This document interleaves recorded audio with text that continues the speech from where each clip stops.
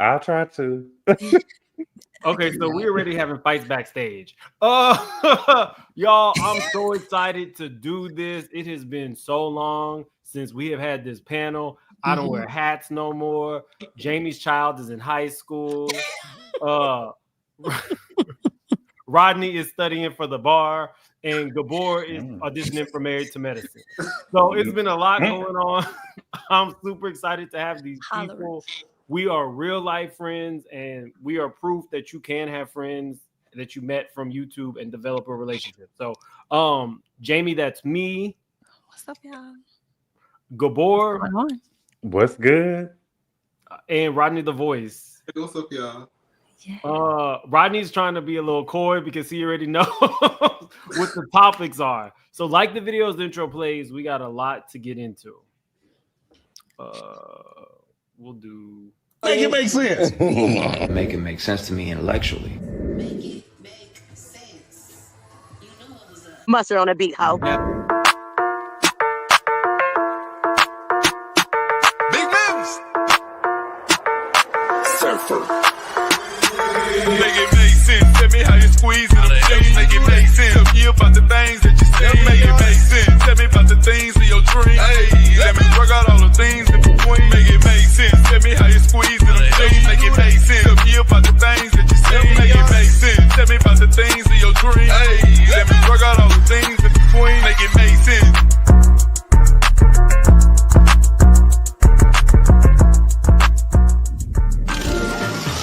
Good morning. I can see you in your room. Hey, stop screaming. Hey, it's just me, P. Diddy.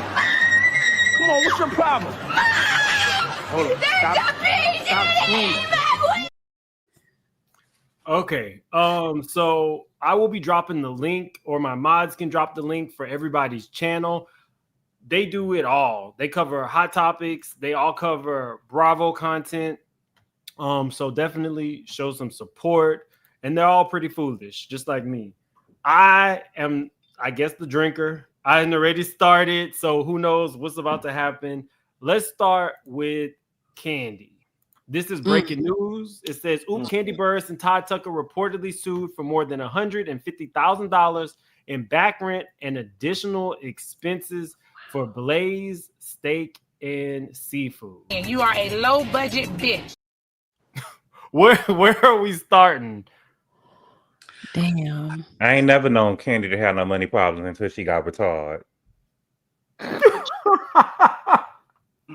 I just don't understand why Todd Burruss is not taking care of his business. Because when you really think about it, Kandi is the breadwinner, the head of household.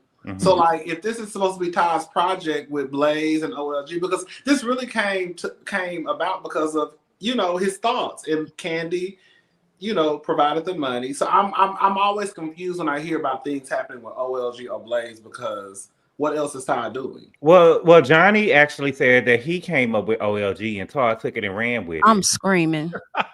He said that in Phaedra. Did he say that in Phaedra's office? Yes, he did. Mama he said that he actually came up with it. And Todd, I don't know what's there. I don't know what the hell. Because I feel like a lot of this lean stuff has popped up since the pandemic. I don't think it was happening before then, you know, and I feel like it's been a lot of struggling businesses since the pandemic. So maybe that's just a little bit of what it is. People not out here spending money like that. I can tell y'all what happened. What? Okay. Tamar sent this report to the Neighborhood Talk. It was Tamar. Damn. Isn't that what she was talking about? She said, "Don't nobody eat at Blaze Steak and Seafood." But nobody want to go to Atlanta for Blaze Steak and Seafood. But she said that wasn't supposed to come out because that was old. But ain't that where they got the shooting in the parking lot at? Don't nobody want to go nowhere in no bulletproof vest and they trying to eat. Wasn't that the OLG on Camp Creek where they? No, they was at Blaze. They got the shooting at Blaze. No, the nephew got shot at OLG on Camp Creek. Yeah, but they're. It's sad that you don't know. It was a shooting at both of them. It's bullets and bullets. I mean, bullets. No, I think that the shooting happened at Blaze. The people worked at they worked at Blaze and thing, but it was a shooting that happened at both of them for sure. Because I remember. Yeah, there was an incident at Blaze. Yeah, yeah, there was. I've been to OLG a couple times, to be honest with you, and I was okay with the food and the drinks were strong. So, but I have not been to OLG on Camp Creek, and I ain't never been to Blaze. The one in Camp Creek was good. I mean, one on Peter Street is good too. I feel like Peter Street is like hit or miss, but the one in Camp Creek is good. You think about Peter, the one that is Peter locked up? No, I'm thinking about Benzino on Peter Street. Oh, good night. I'm thinking about Cynthia Bailey's Peter, because I could have sworn I saw the back of his head on a podcast, and I'm like, is that Peter, or has Peter, surrendered? So what do y'all think this is? Is this just the oversight? I don't think so. Possibly not. 150,000, not 150,000. But even if it's an oversight, why would it be an oversight? Like, what do you like? What I'm saying is that's a lot of money. Like, who's not taking care of who's not paying attention to the books? Are you saying, is it an oversight on Kandi and Todd's behalf, or like somebody's not taking care of their business? And why would they not take care of their business? Because, like, I'm not trying to be funny. What else does Todd have going on? Yeah, somebody could be adding a little sauce to the amount, but I don't know.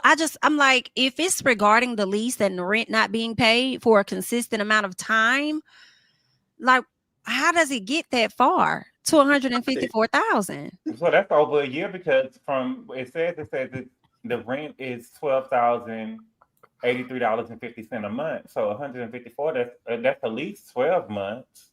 The rent was how much? It says it on the thing, $12,083.50. That's it?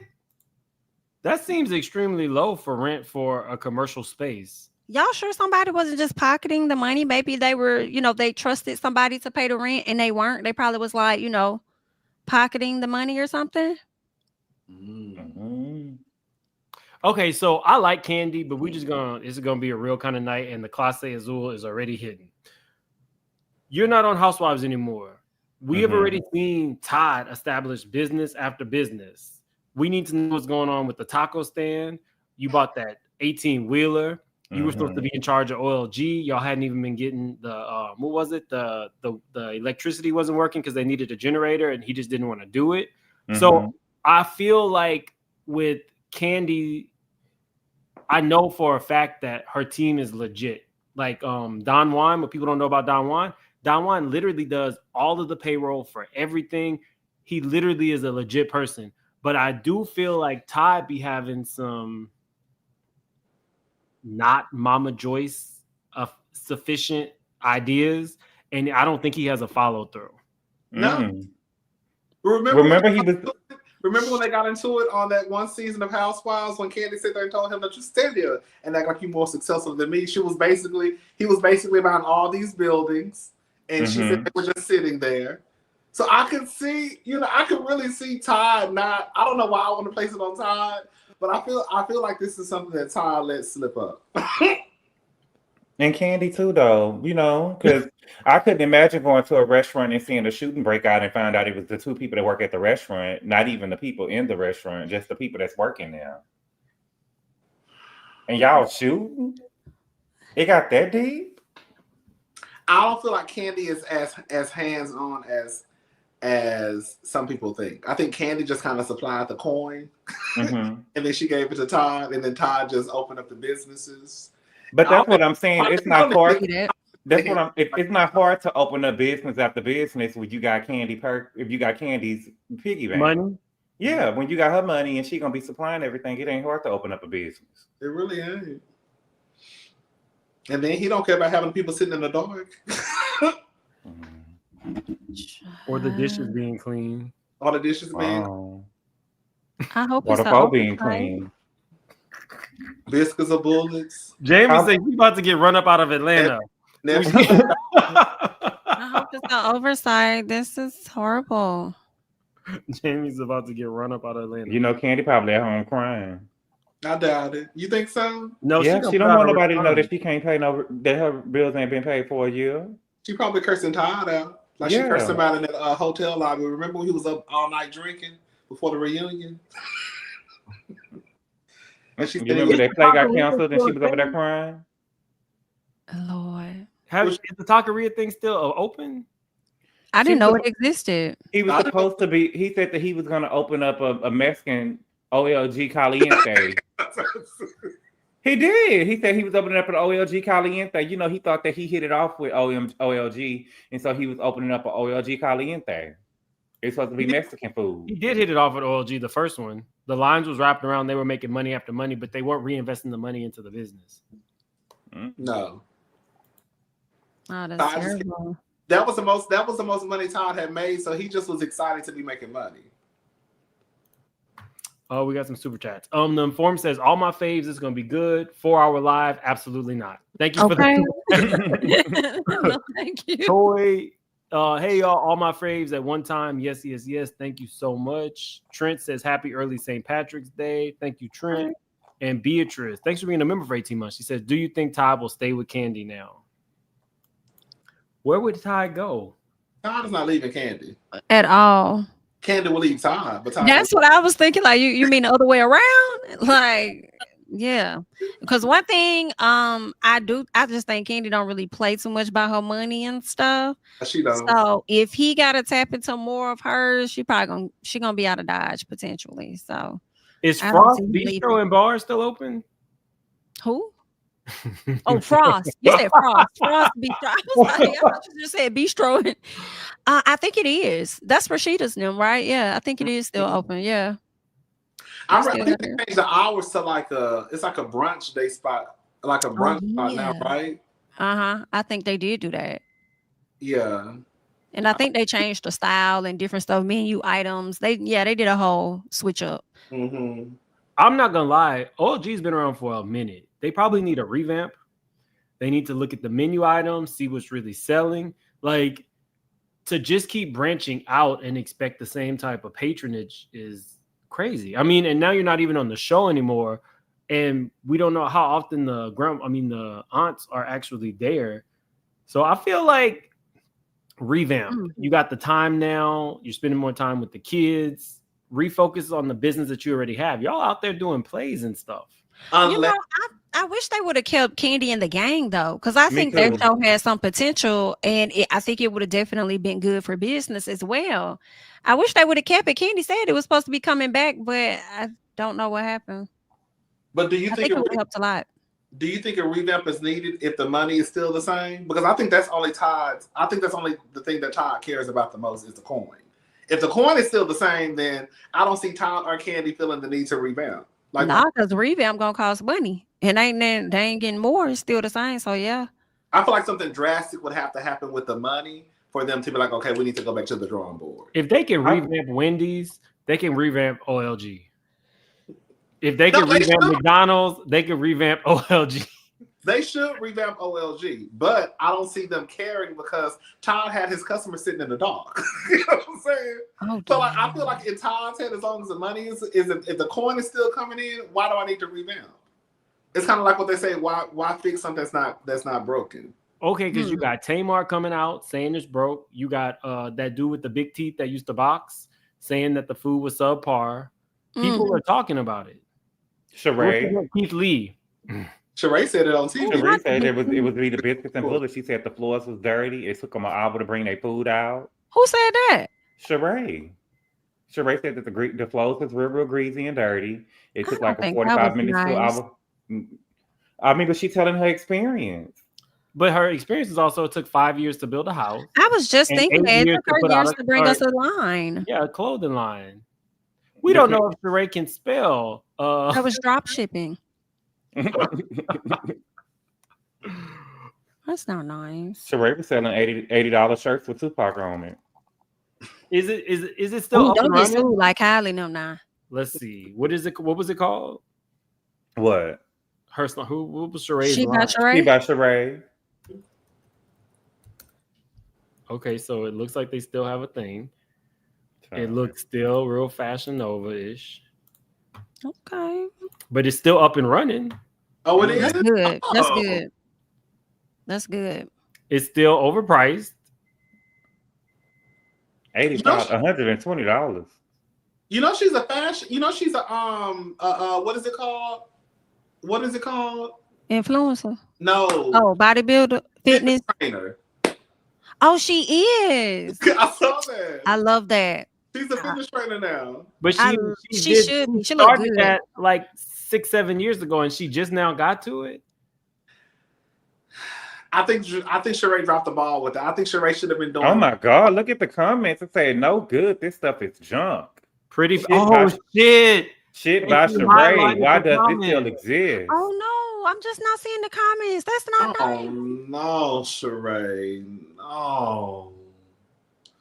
I will never buy anything from Shereé, but good for her for sticking to it. Damn. Clothes suck. You can get them cheaper online. Wrong item sent. Why would she highlight these comments? She probably don't know. Shereé probably ain't been to that website. Mm-hmm. It's okay. Shereé probably don't even know how to get to her website. Do you hear me? She doing like TikToks and stuff. Oh, she is? Okay. Wait, y'all, it's 3, 6. That's helpful. Hold on. Okay, check out our new arrivals. At least she's still selling. She got 36 items. She gotta try to get everything out of stock. But you know, Shereé don't give me, she gonna get no sales or whatever.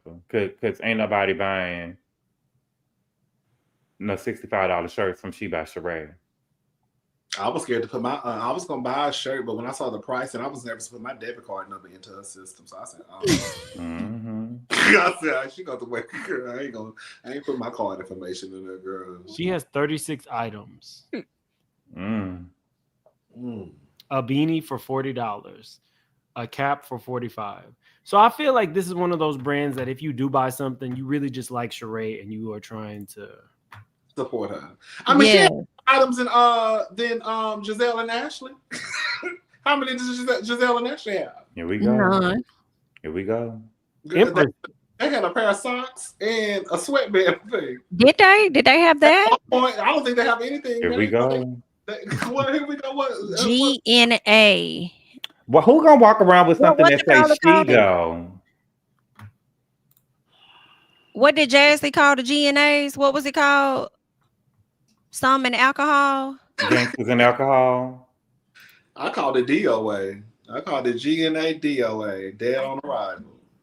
So Jamie, you're not. I can't believe y'all talk about an Alzheimer organization like that. Not it went from an all-time.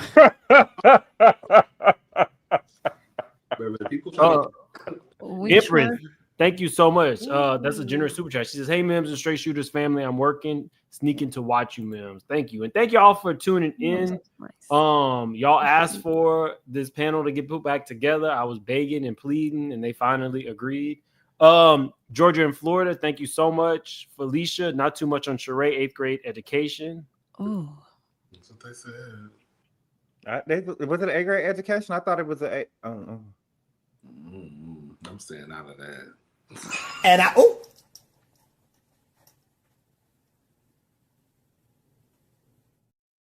Thank you for the super chat, Felicia. Chanel's reality. Hey, Mims, Jamie, Rodney, and Gabor. Thank you, Chanel. Beatrice, that's some She by Sheen. Absolutely. Thank you, Beatrice. Okay, so moving on to the next topic. Let me cue it up for y'all. So and clank the clank, clank the clank. Let's talk about Karen. Y'all saw how much Ray is a rider. So the way he said is how many accidents a year, honey? Did he say 6 million accidents or was it 16? What was this song? Ray has social media? No, it was on a reunion. Oh. Yeah. He did a search so she don't feel bad about her actions. Let her know she's not the only person getting in accidents while she's so he's complicit. Yeah, he's complicit. That's what it seemed like. Being indicted at all. and if we're gonna be honest, Ray needs to be in jail too, because Ray lied in that courthouse. Ray sat there and told that judge that Karen hadn't had a drink since the accident, but Karen sat right on my TV screen and told Stacey that she had hard liquor in that glass. Ooh. Remember she said that? But Ray ain't no. Man, what are you drinking? That was Stacey's best read. I said, what are you drinking? And what did Karen say? But I just feel like that Ray, even when he got on the scene, he was at that line talking about she had a couple of bills. How you know? Exactly. How you Okay, know? let's really get into it. That's a mess. I'm not gonna lie. I don't see it for Karen. Mhm. I think she was good when she was going up against Giselle, but I'm tired of Karen not having any accountability for anything. When they was in tax debt, it wasn't raised tax debt when he was putting you up and your children, giving you a baby, giving you a house, giving you a home, giving you a life that you wouldn't have because you was raised on a peanut farm. Mm-hmm. But the minute that you get a little money in your pocket, you go buy a Jaguar and say that that's Ray's tax problems, not mine. Yeah, she stayed throwing Ray under the bus, and Ray steady looking in that purse trying to find that damn identification. Always trying to have her back, and I just can't. I can't. I feel the same way. She definitely, I feel, played in everybody's face ultimately. And I will be exonerated. Remember that? Okay. Vindicated. And didn't vindicate nothing. I was really disappointed in her continuing to mention the self-medicating when she was talking to Ray, because the judge said the same thing, like, you keep focusing on self-medicating instead of acknowledging your actual issue, which is drinking. I've kind of been over Karen for a minute. I have been kind of calling her out a bit, and I'm glad that people kind of see it for what it is. The facade that she be trying to put up and act like everything is great. And they just go with it because they like her when she goes against Robin and Giselle. But it's like Karen has been a problem too. And here we are. But that has to be the worst, yo. To have talked different shit about these ladies on the stage. Wendy is not of Potomac. To have said so much shit about these folks, and then you were the one that's having to go clanky clank to jail. They sent her into jail. I was shocked. I knew that the Grand Drunk was going to jail, but I didn't know she was going. I didn't think that they was going to give her 2 years. But I think she deserved it. Pulled from under them. Huh? These girls always get the rug pulled from under them every time. Giselle's head was big as F, and then she got liquidated a year in. I'm telling you, I love Giselle. I've seen every Hugh Beauty on the floor in Target in West Hollywood. That's what you said. I promise to God, it was laying on the floor. It wasn't even. They didn't even have a shelf. Remember, she was trying to tell people how they should run their business because she had every hue. With money from a ninja that's then ran to Bali with Russell Simmons when his R-word claims came up. Well, I thought we were talking about Karen today. Is Giselle in jail? Oop. She should be. Passion. For what? No, she should be. For falsely accusing Chris Bassett of what she accused him of. What did she accuse him of? He made her go into that room and shut that door. Good night. I believe that anybody who has false accusations should be in jail. Do you? Okay. I didn't know. I knew that Karen had a DUI before. I didn't know that it was 4. So for Karen to be online and even getting on the show, saying that she would be vindicated, knowing that it was body cam footage, that Karen is just delusional. There is no way I would have took this case to trial knowing that they had body cam footage. And then she told Ray, I thought that they had the wrong person. I thought they made a mistake. But girl, your car is not outside. Your car blew up. If you don't have a car outside, how could you think that they made a mistake? Right.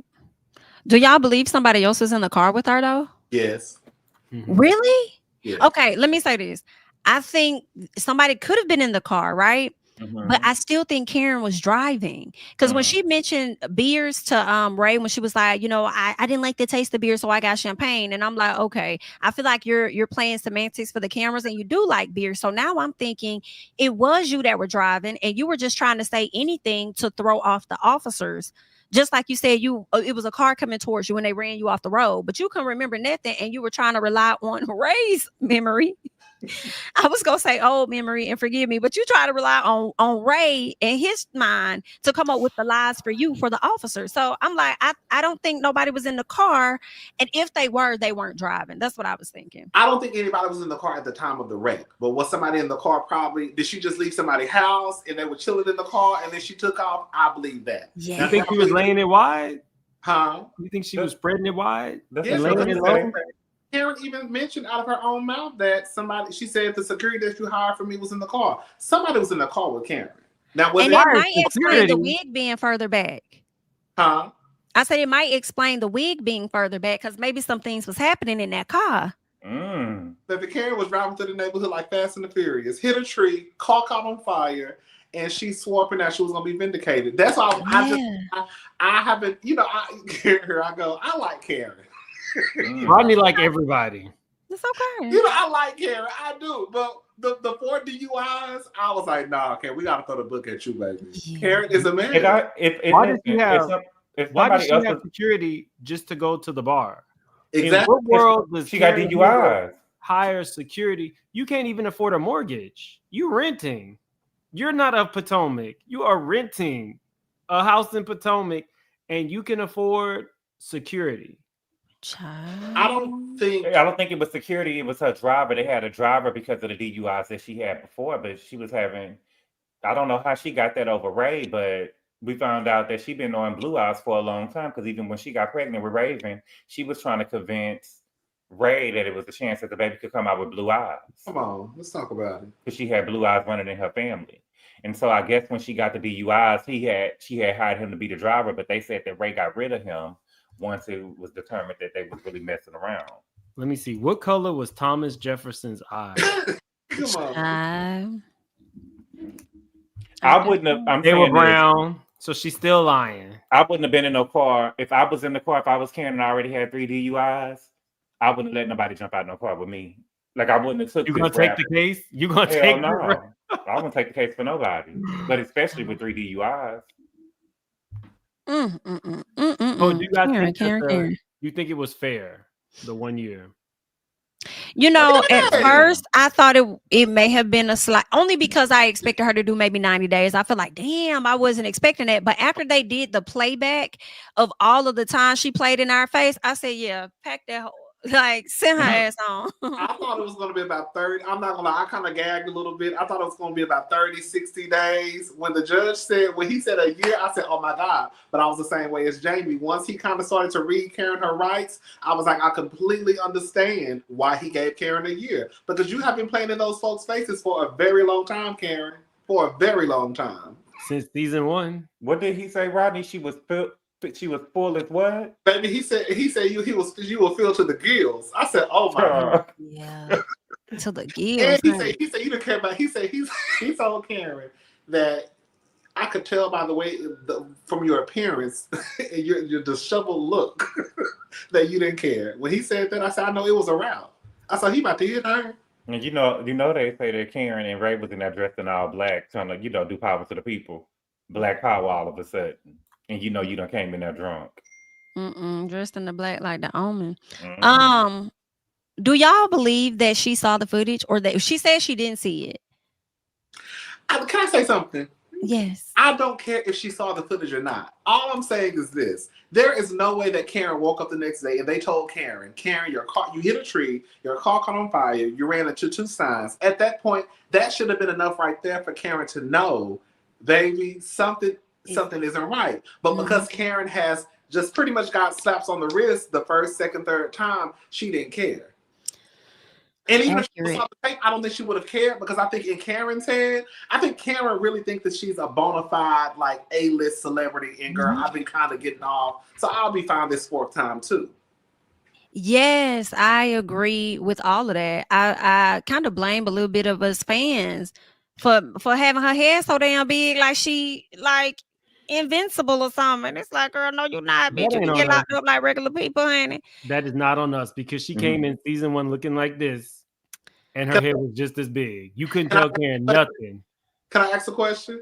Yeah. Do y'all think that do you think that the cast, including Ray, also enabled Karen? Because this whole time they knew that Karen was a drunk.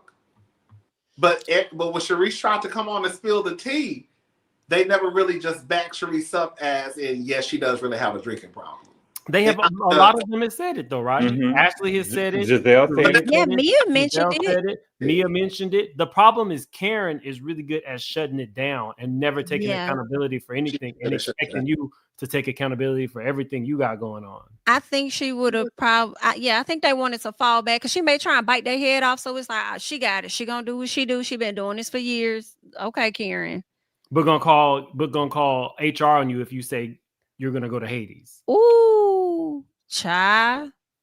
And she played this up. I understand alcoholism is definitely a disease, but Karen is very strategic because Karen missed the reunion on purpose. She could have went to rehab at any time. Yep. She chose to do this so that they could not get on her. And I guarantee you, if they would have not shown the footage and Karen would have got away with this, she would have shut the conversation down as soon as it got brought up on the next season. Well, she also pushed the court dates back so she wouldn't have to go to court during the season, because during the season she was talking to her lawyer, and her lawyer, when they got out of court, they pushed it back, and the lawyer said, we got accomplished today what we wanted to get accomplished. Also, they said that Karen was only in the rehab for 48 hours, and she went in December 28th. That means that she was out before New Year, so she could have went to the reunion. She didn't want to have to answer to the women at all. Mm-mm. When they said that she went to a spot to see what it would be like to be in jail, I was like, and that is your defense? You went to a spot that showed you what a jail cell looked like, and that scared you straight? Just lying. Do y'all think that Karen being in jail, do you think that she will come back and get it together? Or do you, because in my head, I don't think Karen still considers herself an alcoholic, because on the show, she said she's not an alcoholic. And then even in court, even though in court she said that she's going to be committed to AA for the rest of her life, you're saying you're committed to something that you feel that you don't really belong to. That you don't have. Exactly.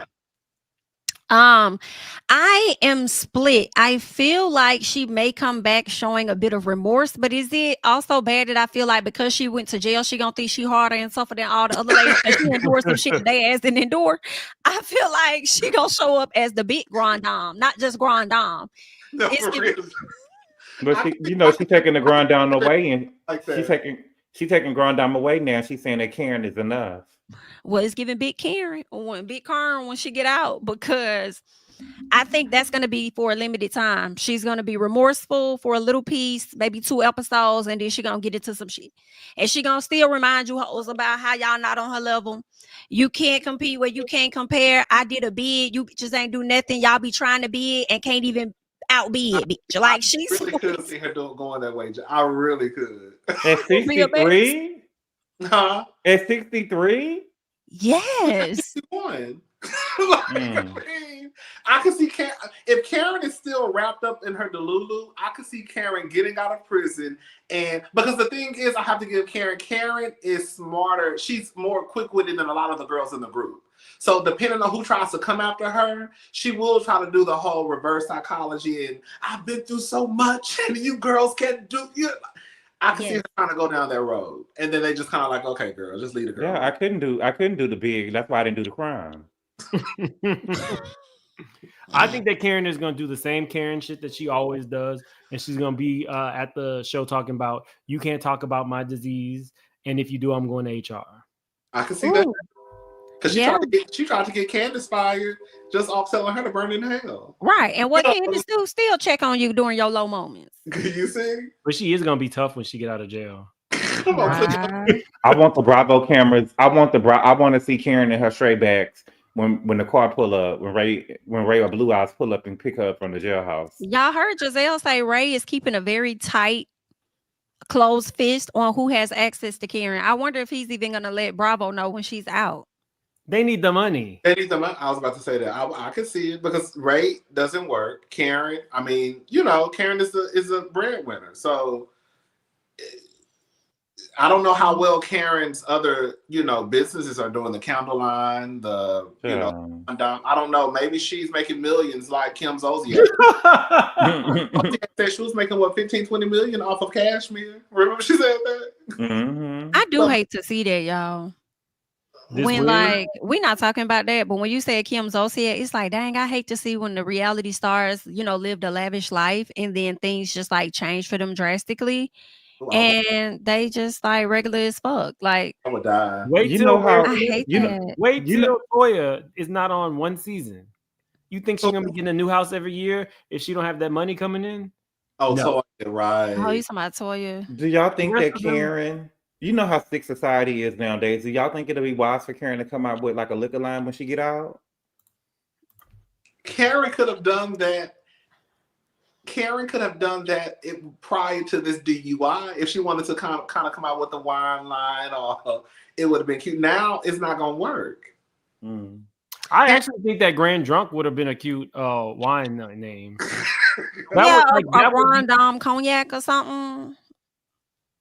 Potentially, I could see her still trying to do it because I feel like people still gonna buy it. Karen is so delulu. I could still see her trying to do something like that. Yeah. A liquor line. Karen lives in her own world. She really does. And that's exactly why she's in the situation she's in now, because she lives in her own world. She really I'm trying to think, what would I buy from Karen? Nothing. A shake and go wig? Nothing. I don't know how she could spin this into something good once she get out. Karen is going to have to come out and just accept sports product as an alcoholic.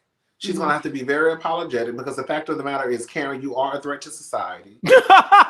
In a minute. She is. Let me tell you the difference. Wendy Williams is not a threat to society. Wendy Williams is a threat to herself. Wendy Williams is a drunk, but Wendy Williams got drunk in her room by herself. And anytime we saw Wendy had a driver. Karen. Damn, don't do her like that. Don't do my auntie like that. That's unnecessary. But what I'm saying is, Wendy is an alcoholic, but Wendy will lock herself in her room and get drunk. Karen, on the other hand, will get drunk and go get behind the wheel of a car. Karen is a threat to not only herself, but also to society. That's why I say she's a threat to society. Somebody could die due to Karen. Nobody's dying because of Wendy. Wendy could die, but we're not in jeopardy of losing our life because Wendy is locked in her room drinking. Right. Karen needs to learn how to do like Wendy. Either get drunk at your house or either get a driver. Yes, to God,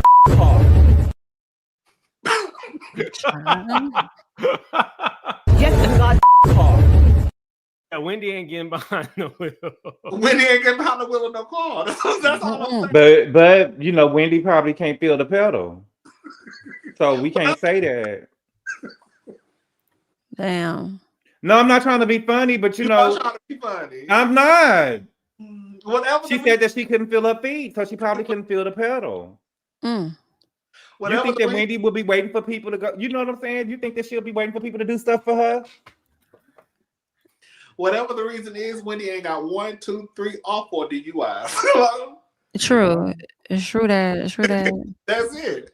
Because Karen couldn't feel her feet. But I'm just saying, Mama couldn't walk though. Wendy was barely, I love Auntie, but she was barely able to come out with hot topics. She was. She was barely able to stand up there for the little time that she was standing up there. Please drop the link for Gabor's channel and any. No, I'm not trying to be funny. That's my auntie.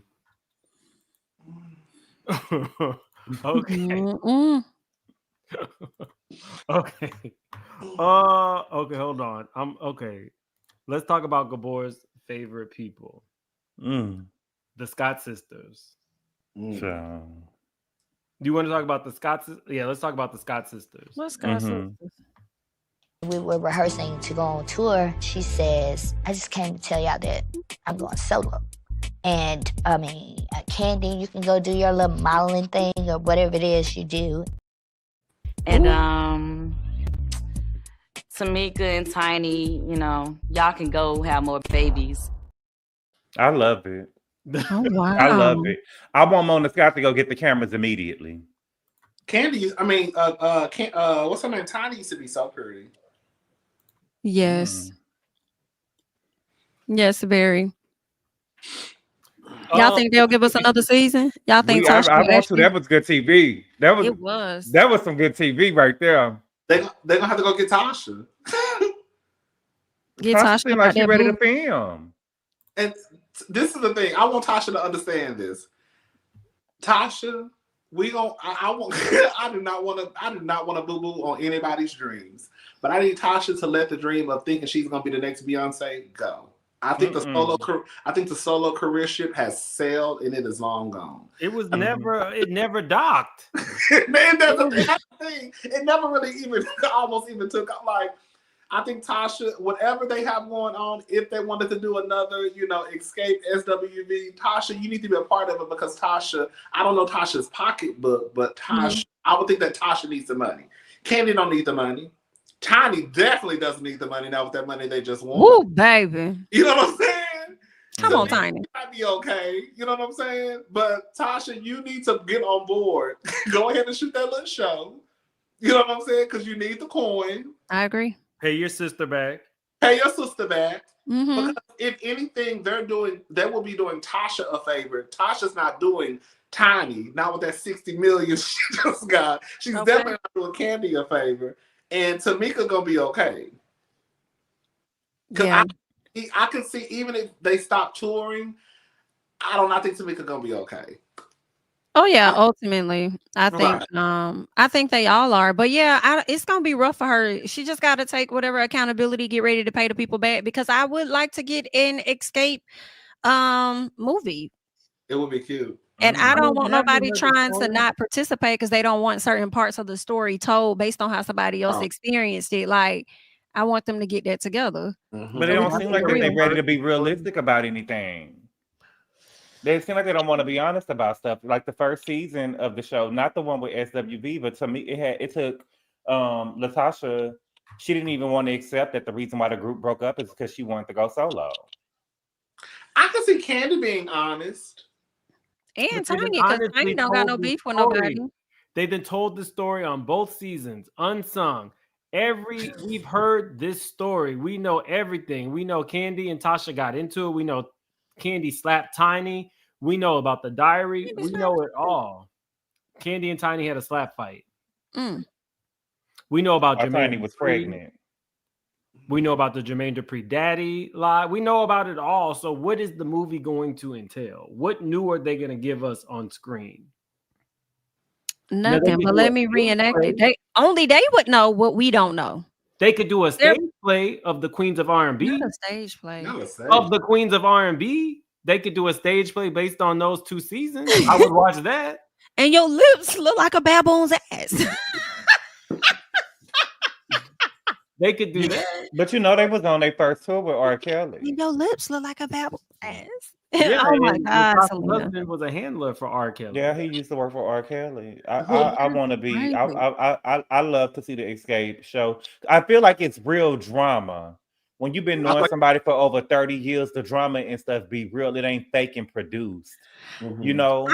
Right. And I feel like that similar to TLC, we knew a lot of what they showed us as well. But then there were parts that we may not have known. So there may be other things that we may not be privy to. And I feel like we know the story. Latasha needs to go ahead because Tiny already said, I'm tired of saving these hoes. I don't want to save these hoes no more. So I feel like that she needs to get over here and do the show while she feel like saving them. Don't save her. She don't want to be. Tasha, I have a problem with you saying you was in an open relationship. While doing a gospel album? No, Latasha said she was in an open relationship when she was crying and the snot was running down. To say that gospel. She's a liar. She's a liar. She was in an open relationship, but in this song, she's talking about her husband was cheating. How you cheat in an open relationship? Well, she also told us that she didn't know that she had stole $30,000 until we saw it on TV, girl. But you was in the scene. I'm screaming. She said she found out when we found out, but that ain't true because you was in the scene. You and your mama. My thing is, she was living with your mom and your husband, and I believe the kids. They was all living in the mama's house. So at what point do you not have any extra work, but you got extra money? That just doesn't, I mean, I don't know how much I'm allowed to say, but I'm acquainted with some of the people who this. Just say it. Please. Ain't nobody listening. It's just us. Or ain't nobody listening. We can talk. The point is, you knew that you didn't have any money. Rocky works for you. You don't have no work. So at what point do you start getting an influx of cash and you can move out of your mama's house and you don't ask where the money came from? Rocky couldn't have been selling his body. That's a great point. Tasha has never been this she has a few solo songs. But as far as that, like She had one night stand with Jay Actual and Sean. factual. You remember Jay Sean? She had the song with Jay Sean. One night She stand. played a lot on the Best Man soundtrack. Yeah. Latasha? Latasha, yes. She had one with Trick Daddy. Thug Holiday. She had one with Jay Sean. She was on the Best Man soundtrack. They were trying to get her to go solo. It just didn't pop off. Well, they tried to get Coco to go solo too. Everybody can't be Beyonce. Yeah, I can't be Beyonce. T-Ball tried to be Beyonce. She couldn't do it. The girls from In Vogue tried to go solo. It just don't work for everybody. It doesn't. Oh, it worked for Diana Ross and Beyonce. Were they the only two? Diana Ross, Beyonce, Justin Timberlake, Lauren. Oh yeah, Justin Timberlake. That little racist girl. Who? The one who called Normani a monkey. Oh, who? Carabella. Camilla.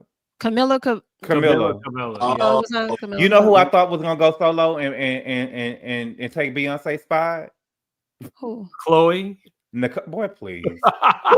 Nicole Sturgeon. I thought that when she came out with Whatever You Like, I thought she was about to pop. that was my She was on a Hot Diddy song. Okay. Too. She was on a Hot Diddy song too. Come to Me. Come to Me. That was my song. That's still my song. I don't care what none of y'all say. Yeah. Rodney's complicit. I thought that she was gonna pop. But yeah, it don't really always work out for the girls when they go solo like that. Yeah. It doesn't. Shaka Khan was in a group. With Shaka Rufus, had a group? right? I didn't know about Angie Stone was in a group. Yep. Yeah, Angie was in a group, Patti LaBelle. Dang. So that means that Michael after Jackson. I was Beyonce, thinking about him. Michael Jackson. yeah, Michael Lauryn Jackson. Hill. But are y'all realizing that all of this is during a certain time frame though? I don't think nobody else has been able to just like, aside from that Camila Cabello girl. Because it wasn't NSYNC out around the same time as Destiny's Child. Mm-hmm. They're all kind of were around the same time. NSYNC. Missy Elliott. Who was Missy Elliott in the group with? I didn't know that. Yeah, she was in the girls group. She was in like a girl R&B group. Did y'all know Shamia was in a group with Shamari DeVoe? And then she was in another group with Carrie Hilson? No. I didn't know that. She talked about it on Candy Speak on it. And I was like, huh? Okay. Yeah. Are y'all excited to see Shamia? I didn't watch the sneak peek though. Me neither. I'm excited to watch the season though. After seeing Porsha, and you know I'm not a big Porsha fan, but when I saw her on the Breakfast Club. So hold on. Are we done with Latasha and them? No, I want to know where the money at though. I just want. We can't move on with the sisterhood until I get my 30 racks. Period. And that's just what. But I would have sent her to jail. I would have sent her to jail. I promise to God, I would have sent her to jail. Once they told me that they would cut my check, once I got my money, because she's my sister, I would have gave her 24 hours to get my check. And they asked her to show the receipts, and she did. If I didn't have my money in 24 hours, she would have went to jail. And my mama told me, "You lying." I said, "I would have sent your child to jail." I would have to. Let me see. The only way that I would have sent her to jail is if I was just over there rolling in the dough like, you know, a Tiny is now a Can. I would have sent her to jail still. Then I probably would just stop talking to you all together. They weren't.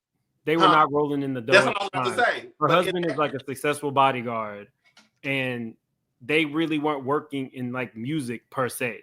So they needed the money. They didn't need the money as bad as Latasha, but they needed their money. It's not like now when they do $30,000-$40,000 shows each night. And I thought they started stealing the money or taking the money before she met her husband. Wasn't she younger? Because she said she had moved up north or something like that. Yes, and she also said she so had they a daughter. had been taking her money for a minute. And she said that she had a daughter in college at the time, and she was pregnant. Yes. If I was in that, she needed her money. She said, "I needed my money because I had a daughter in college and I was pregnant at the time." I would have pressed charges if I was Tamika in that situation. Well, I would have got my money. Is I need my money. I wouldn't have probably pressed charges, but it would have been a smooth lawsuit and just garnish the wages. That's fine. You would have sent her to jail though. I would have sent her to jail after I whooped her ass. Because the firm said that they would have gave her. They said that they would cut her a check if she was to press charges on her sister. But if she would have been locked up, wait a minute. The firm was gonna cut her a check? The place that gave the check. The place that gave the check, they said that they would have gave her the money. She said that this is fraud. I didn't do this. And they said, well, we can cut you another check if you press charges on your sister. That is true. I'll say this much. I'll just say I know. Okay, y'all would have had press charges on that. Where they would have got their money back too and realized, but they had to press charges and the person that charges. So and it's checks. Remember, it's checks. It ain't one check. It's just checks. Yeah. Tamika a better one than me because the minute I see you riding around in an Escalade, you done bought a house in a nice neighborhood, and I know you owe me 30, 60, 90,000, it's gonna be a problem. You got Rocky surprising you with a tour bus y'all can't pay for. You got a 13-person entourage. I would have been pissed. You know what? No, what would have really upset me is it's bad enough you already stole my money, but then when you kind of add in the fact that it's like you let your man or something. You and this nigga. You let something no. You and this nigga that stole my money. Girl, not just you by yourself. You and your baby. Go hug your child. You went and got my money and gave it to this nigga. I think that's like. But what about the fifth member? I probably would push my mama down. I probably would push my mama. Okay, that's why I feel like she should have on the couch or something because she was. That's why I think she should have sent her to jail. That's why I think she should have. When you said retell me the story, that's why I think that she should have just went ahead and pressed charges and sent her to jail. And I know she was thinking about her mom and not wanting to put the family in that awkward situation. But the way Tamika kind of talked, it makes me think she was always mistreated. So you were trying to avoid a situation that you ended up experiencing at the end of the day, and you still have nothing to show for it financially from what you were owed. So I think I just press the charges. Y'all are missing it. She didn't have to press charges on her sister. She could have just pressed charges on Rocky, the ninja that's been looking at her adult tape. Oh, well then whoop, there it is. Would have definitely did that. Why not press it on Rocky? It happened. What a tape ad. But I thought they said press charges on your sister. Yeah. Well, no, but it was Rocky was the one that did it. Oh, so I think they were just being flippant with that. You can press charges the person who actually stole your check, which would have been Rocky. Oh, I'm just saying this. I'm just saying this. I don't care if it was Latasha, Rocky, or her mama. If I didn't have my money in 24 hours and people told me able to cut me a check, I'm pressing charges on all three of them. I'm pressing charges too. Don't stole from me. Don't stole from me. I'm pressing charges. Yeah. Especially if I need money. If I was rolling in the dough, I would probably just never talk to you again for the rest of my life. Because I don't have a problem not talking to people. But if I know I needed my money, I'm pressing charges. Yeah. If they didn't care about stealing from you, you shouldn't care about pressing that button. So. And she acting like she couldn't see when they brought the receipts. And I have a child in college and I'm pregnant. What? Right. You know what I'm saying? Like $30,000, that's a lot for for most people. So for you to like take my money 60 or 90, especially during that time, that was a lot of money. That was a lot of money. That's I have to do. You got to go to jail. Yeah, baby. Yeah. We fall out over $50 in real life. We whooping ass over. Do you hear me? A brawl. You owe me $20. What my $20? That was weeks ago. So 30, 60, 90. Oh, we whooping ass and going to jail. That's it. People fall out over $100 every day. They really do. Down to the courthouse. I would have said, I don't know which one of y'all stole it. The people told me if I'm pressing charges to do whatever y'all got into tomorrow to give me my money because I'm gonna get my money. I'm getting my money. If the people told me they gonna cut me my check, I'm gonna have my money and I'm pressing charges. Y'all got into tomorrow to give me my money, and it is what it is. Yeah. I ended a friendship over $500. $577 a friendship was What happened? What happened? Baby, she wasn't paying. It was in college. She wasn't. I would give her the rent money. She wasn't paying the rent. She was going to the mall sometimes, just not paying the rent. And over time, you gave her the cash money. I would give her. This was in college. Just our rent used to be $570. Our rent used to be dirt cheap, and I would just give her the money. And she would just like pay the bills. But sometimes she would pay it. Sometimes. Wow. Yeah. You're supposed to give her a money order. Listen, this is what I did. I'm telling you what I did. Okay. I gave her the cash, and she wasn't paying the rent, and that was the end of a friendship over $577. So did you have to pay the money that she? Did you end up having to pay the money that she wasn't giving? Yes, I had to pay the money because we ended up moving out. In order for me to move to the one bedroom, I had to pay the back rent. The back pay, yeah, back rent. Oh no! I remember I called her mother and her father, telling them what happened, trying to get my money back. It was a mess. Yeah, I think that was worth the fallout. Yeah, so over 30,000, sister or not, we definitely Okay. We definitely, you going to jail. But you out here living lavish and seeing that I'm struggling, BIT, and to find out some of it is my money. You got absolutely. And my mama would have got. I'm being cost the dog. Do you hear me? Man. And you spending my money, so everything would have got flipped over. I'm sorry. Call the people. So I got a child in college and I'm pregnant. Man, that's crazy. Crazy. And I found out your husband, who I don't even like, got something to do with it too. Okay, you definitely going to jail. Okay. And my thing is, girl, my whole thing is why you keep on playing with the girl and you know that y'all stole the money? Because when Tiny Mama came, I had already believed. I could look at people and tell them they was lying. When she talking about what money, we didn't steal no money. I can tell about how the fifth member got up and was chasing after her that it was the truth. But you steady getting online week after week lying, and I don't know. And then we got Miss Diane say, now, Latasha, girl, you know I love you. You know I never lie on none of y'all. You know what I think it is? That money. I think Tasha knows that Tamika has a real big soft spot for her. And Tasha knows that Tamika not going to do nothing. So no matter what, no matter how many interviews I come out and talk about this, Tamika not going to do nothing. She going to talk about it. She going to be mad, but she not pressing charges. I'm always going to be her sister. You know what I'm saying? Her life would have been easier if she pressed charges. What she did do was destroy this girl. She, in one scene, took her out. There was no tour. There was no more Xscape. There was no gospel album. There was no Christmas album. In one scene, she got all her money back. The girl is wiped off the map. Like, that's all it took. I'm glad she got her backbone and saw the forest for the trees and put her out there. True. You sold, what, 600 copies of your gospel album? That was supposed to be your big break? Damn. It was only 600? I think they said 600 or 700 copies. I was trying to look for it. They didn't even have it on the map. But you know, she got a She by Shereé line too, though. Who? Latasha. Yeah, I know I saw Latasha and Rocky in Vegas. It was the same weekend as BravoCon. I had walked across the street to CVS. I stayed at the Virgin Hotel, and I'm in a Red Bull, and they walked in. She had a Chanel bag. I said she bought that with Tamika's money. She had a blonde wig on. And I was wondering why. It was just so weird that they were down in Vegas the same weekend as BravoCon. So you was at the Virgin Hotels and they was at the La Quinta? No, I was at the Virgin.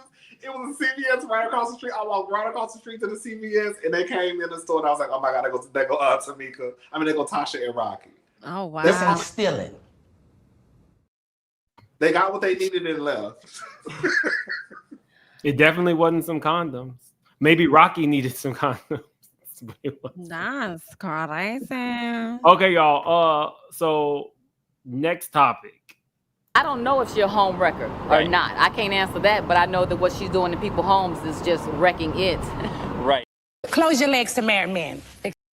I'm considered a hoe no more. I don't really got nobody in the last like 2 or 3 years. She said no more. Don't say no. No, your wholeness can get deleted. Your wholeness can get deleted. So we're talking about Porsha. Who wants to start? Listen, I have been against. I'm backpedaling. I said I wasn't watching Atlanta. Well, I said I was gonna watch it, but I didn't think it was gonna be good. But now that I'm seeing Porsha on her press run, I think I'm ready for Atlanta to come out. Yeah, I'm a little excited. I am. Okay, so I'm a little interested in what's going to happen because one, for Kelly and Shamia to say they're not featuring Miss Britt, I'm here for it because I need to see what the switch up was because I feel like after she felt like she got Kenya off the show, Miss Ma'am energy went real high up and she thinks she more of that girl, and I just need to see it translate. And then with Porsha, I'm at the bus stop. Now, I have not gotten on the bus just yet, but I did enjoy that Breakfast Club interview, and I'm at the bus stop. But when it comes to Shamia, I have stepped onto the bus for sure. I think Shamia has always been that girl. I've been waiting for her to show off her many talents and her many, lavish things she has going on in her life. So, and what I like about Shamia, let me say this. I said it in my video earlier, but I'm gonna say it again. What I like about Shamia is that I really feel like Shamia is one of those girls that could really stun on your ass if she wants to. But she's a real humble, cute, real demure, calm. I'm good. I love that about her. And she just be chilling. She's played the back long enough. It's time for her to come to the front. Shamia, please don't disappoint me, girl. Well, they got now. The first 9 minutes. Then I don't know if 9 minutes is her going up one elevator and down another. She talks about the fact that her $9 million house was the second largest sale in Georgia for that year. So she's showing out. And this is what they want to see for Housewives. And that's the reason why Porsha was fighting to film in Simon House, because she didn't want to be showed up by Shamia. Gabor. Oh yeah. You need to watch this. You need to watch this clip. The girl is getting her Rolls Royce truck. I know she is, but again, and Porsha walks up in the middle of her getting her truck with her husband and tries to steal the scene. She were late for the party, and you walk up while this girl is having her moment. You then spread it all wide. You went spread eagle on your Rolls Royce that's being repoed, but this girl gets her moment for her time to shine, and you walk in the scene and say, "Hey, girl, I'm here," as she is getting her truck right after she unveils it. That's a slippery snake that you got to watch out for. You don't want to go to her wedding because you can't go to a wedding to Africa if you can't ride first class, but you rich, but you can afford a first class ticket. Ooh, child. Listen, I have got Rodney. You have been holding your mule. I believe it or not, I'm telling y'all it now.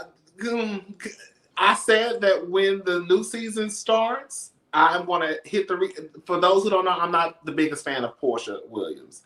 The whole stunt that she pulled with Kandi and Todd, I know that's a long time ago. It's gone. Kandi forgave her, but that was really like a big turning point where I was like, okay, girl, you really dangerous. I don't really fool with people like you, but I'm trying to get over it, because if Kandi don't care, then why do I care? You know what I'm saying? But I really want to hit the restart button with Porsha this season, because I don't want to watch the show and like hate watch, if that makes sense, because the fact of the matter is Porsha is in charge of the girls. She is front and center, so it makes no sense for me to get worked up every week, you know what I'm saying, because Porsha is in charge of the girls. So let me just watch, and I'm gonna try to give Porsha grace. We still gonna tell the truth, but I do believe that depending on how this season goes for Shamia, I could see her and Porsha really hitting a speed bump in their friendship, because if Shamia comes on and proves that she's that girl with her husband and the lifestyle,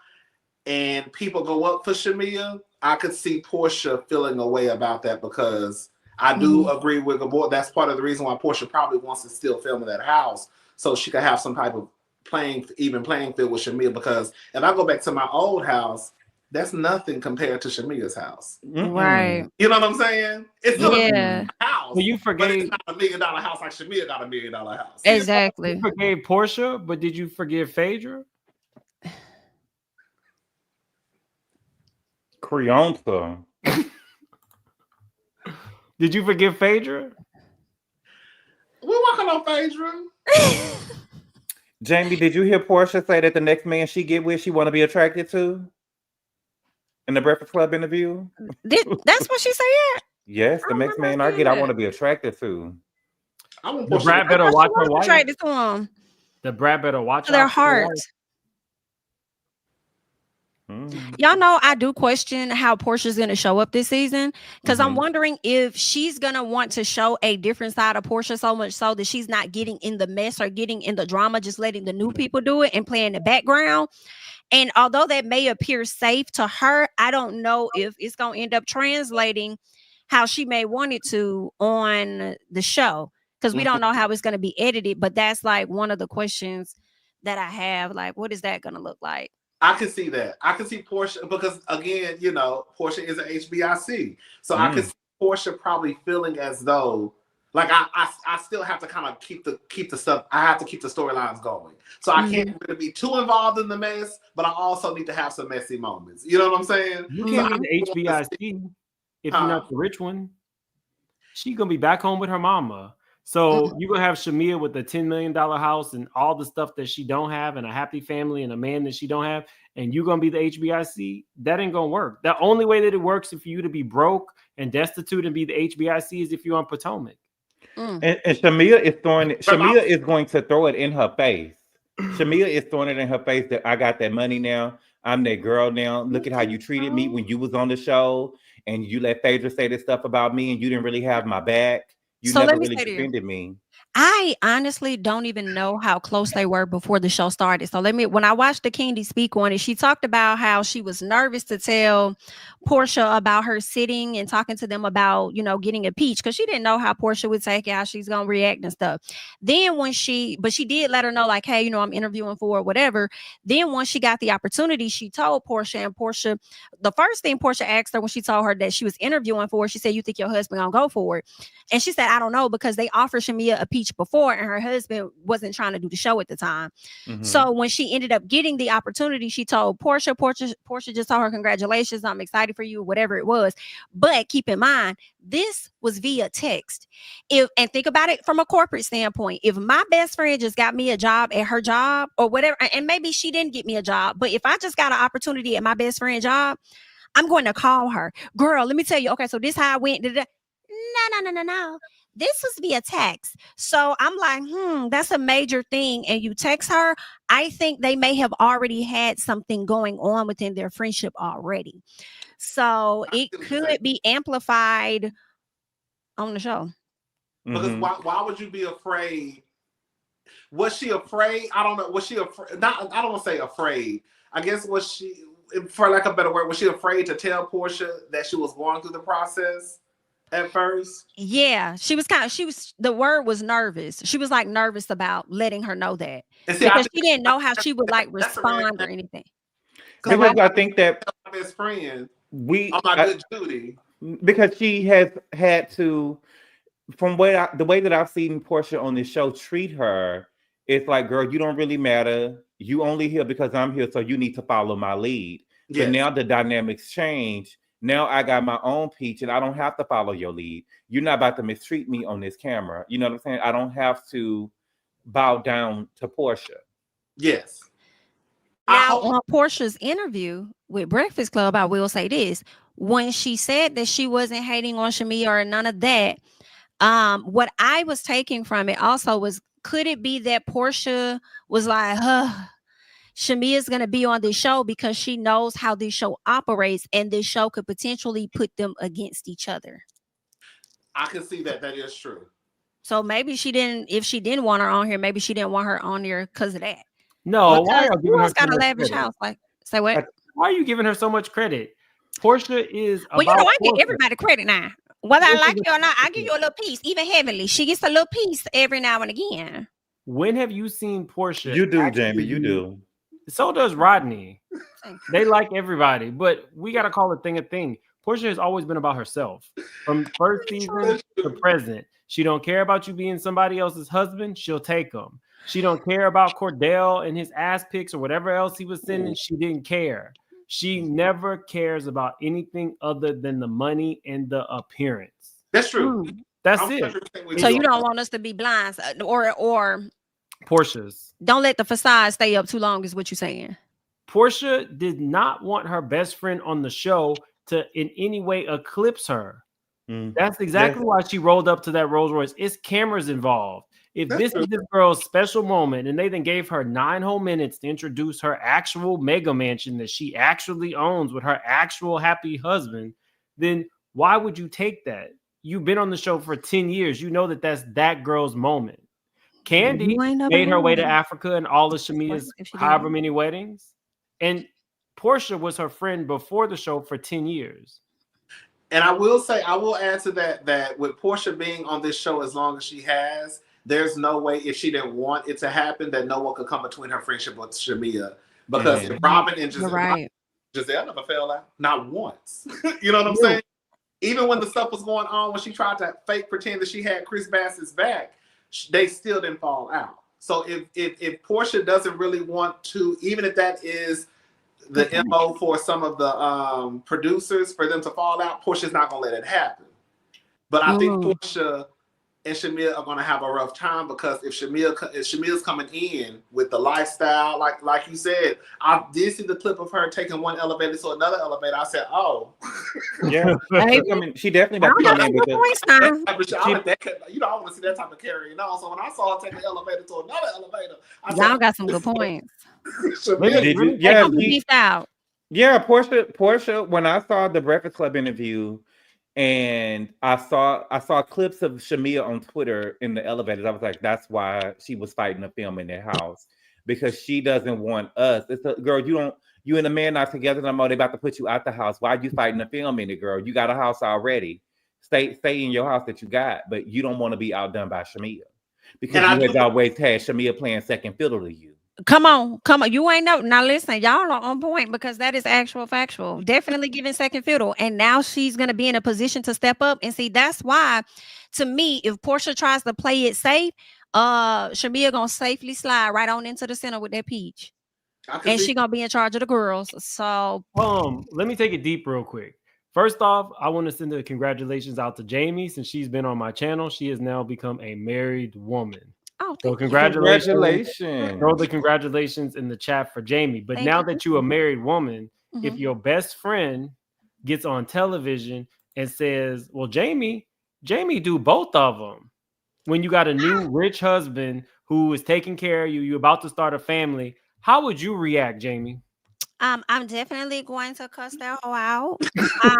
It's definitely giving that, and it might get some hands. It might be some touching. Some furniture will get to moving. Cause what you're not gonna do, bitch, is sit up here and lie on me on mine.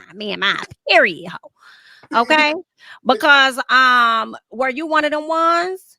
And can you find any of them ones? You can't.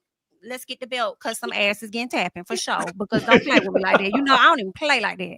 Okay, definitely gonna wear that ass out. So just be ready. Now I might not expose their secrets because I'm not that type of person. You know what I'm saying? But I am gonna get on that ass for sure. Don't play like that. You had a whole husband. Y'all wonder why I be crazy. Hell, because Porsha do some trifling stuff. Porsha wouldn't even be at my house. I don't care if we was filming or not. After what she did to Fallon, Porsha wouldn't come to my house, and my man got money and it's legit. Porsha wouldn't be at my house. Would y'all let Porsha in y'all house? With y'all man and your Hennessy? No, absolutely not. Maybe she couldn't even come around my man. Ain't even got one. I told you the brat better watch out. Judy got money. But yeah, I wanted to put it to that level because people don't realize that kind of stuff can really impact a marriage. Yeah. Nobody watches New York, but on New York, an allegation was made and the husband was watching as it aired on TV, and there was a real fight between a woman and her husband over some bullshit that Brent had made up. Wow. So if Shamia was hanging, let me say this much. A lot of people, if you are more pulled up, you don't want your wife, your girlfriend, your boyfriend. You don't want none of these people around a hoe. Ooh. So already people be on point, like, where y'all going? What you wearing? They don't want you influenced. So now you got your best friend sitting up cackling saying that Shamia is effing Kandi, and everybody know Kandi will lick a kitty. No, she said Kandi and Todd. So you got a married woman and you got the best friend allowing somebody else, attorney at that, to make up an allegation that your best married friend. Oh yeah, you won't be able to do this shit either. You can't put no lies on me, and you damn sure couldn't do this shit to my best friend. Like, that's whack. Like, I'm gonna slowly disassociate myself from you. That's not cool. And Porsha just said that while she co-signed it. She was like, Shereé said, "You believe that?" Because she didn't have no status. Yeah, she like real close to him. They real close. Not like a Porsha. They real close. Yes, I've hit the restart button. I can't hit it. Okay, listen, I don't walk clean from the bus stop. Like, let me when Porsha would have got up at that reunion crying, I would have tripped her. I would have said, "Karma's a bitch." You can't mess with somebody's actual marriage. That's the thing. You can't really mess with somebody's actual marriage. So all these people who then gave Phaedra a pass because she was good on Traders, why wouldn't she be good on Traders? She don't have to tell you nothing about her real life, and she just gets to lie on camera. That's her ideal situation. But we're talking about a reality show, and Phaedra does not give us any reality. When she was straddled up with that man on the beach, that's not Phaedra. Phaedra was in her hot girl summer phase, and I have to be honest, I don't really like that. I call it city woman phase. Okay. You're right. That's what it is, city woman, and I'm over it. I miss this Phaedra. Phaedra gave me the best seen the reality TV I seen in a minute when she was grabbing sweet tea and she was speaking in tongue. Baby, that was the funniest. Baby. And she was leaning back like she was about to pass out. Baby, that was hilarious to me. I was Toya. Did you see Toya's body? Girl, I'm Simone. They were speaking in tongue. Girl, what is girl? I would have been over there. I would have been on the floor screaming and laughing. That was hilarious to me. Oh my god! And what took me out, it wasn't that really it was Sweet Tea screaming like something was leaving her body. Like, let me be very clear. I'm not saying that people cannot speak in tongues. I'm saying that I don't believe in that moment it was real with Phaedra. Right. That she was getting the heat off her. That's exactly what that was. She was getting the heat off her and giving Gabor what he needed for the scene. I think Phaedra was setting up the scene so she could leave, because I think that was around the time she was going back to Real Housewives of Atlanta. I think Phaedra was just setting it up so she could go ahead and just exit the show and come back to Atlanta. Hold on, y'all. We got a lot of super chats. I'm sorry. Okay. Chanelica says, I'm just so happy that Shereé is not pulling a Phaedra and using the site for illegal activities. Special K, can we talk about Yandy crashing out? We got to get in. Y'all requested that we talk about Married to Medicine, so we'll see. Special K, thank you for the super chat. The Shaq Show said, hey, my faves. I'm sorry, my faves. Hey, Mims, Gabor, Rodney, and Jamie. Thank you for the super chat. What's up, Shaq? Empress, thank you for gifting 10 memberships. Now, I can't choose the memberships, so if you got a membership from Empress, definitely say thank you. I appreciate that. Chanel's Reality, didn't Kevin Hart run the same car wreck play as Karen? No, because Kevin walked away and his wig wasn't shifted. It wasn't, but that back was. Terrence J pulled the same play. He did. Ran from the scene. Remember he was with the girl or something? Yep. I can't remember. Remember he got into a wreck? He was dating a light-skinned girl and then he got into a wreck and something. I can't remember the details. Yeah, he walked away. They got up out that car. And we always wonder who the woman was, but I think she was exposed last year. Was it Roxy? No, it wasn't her. I can't remember. It wasn't she was her. like an influencer. She was like a low-level influencer girl. Oh, it was the one from that WAG show that we saw. Remember they said that it was Jules? People alleged that it was Jules that was in that car with him. That's what they said. Yeah. The girl that got beat up? I don't know how true it is, but that's what the people were saying. Are we sure it wasn't Roxy? I don't know if she's a home wrecker or not. I can't answer that, but I know that what she's doing to people's homes is just wrecking it. Right. Okay. We got some more super chats. That was Mo.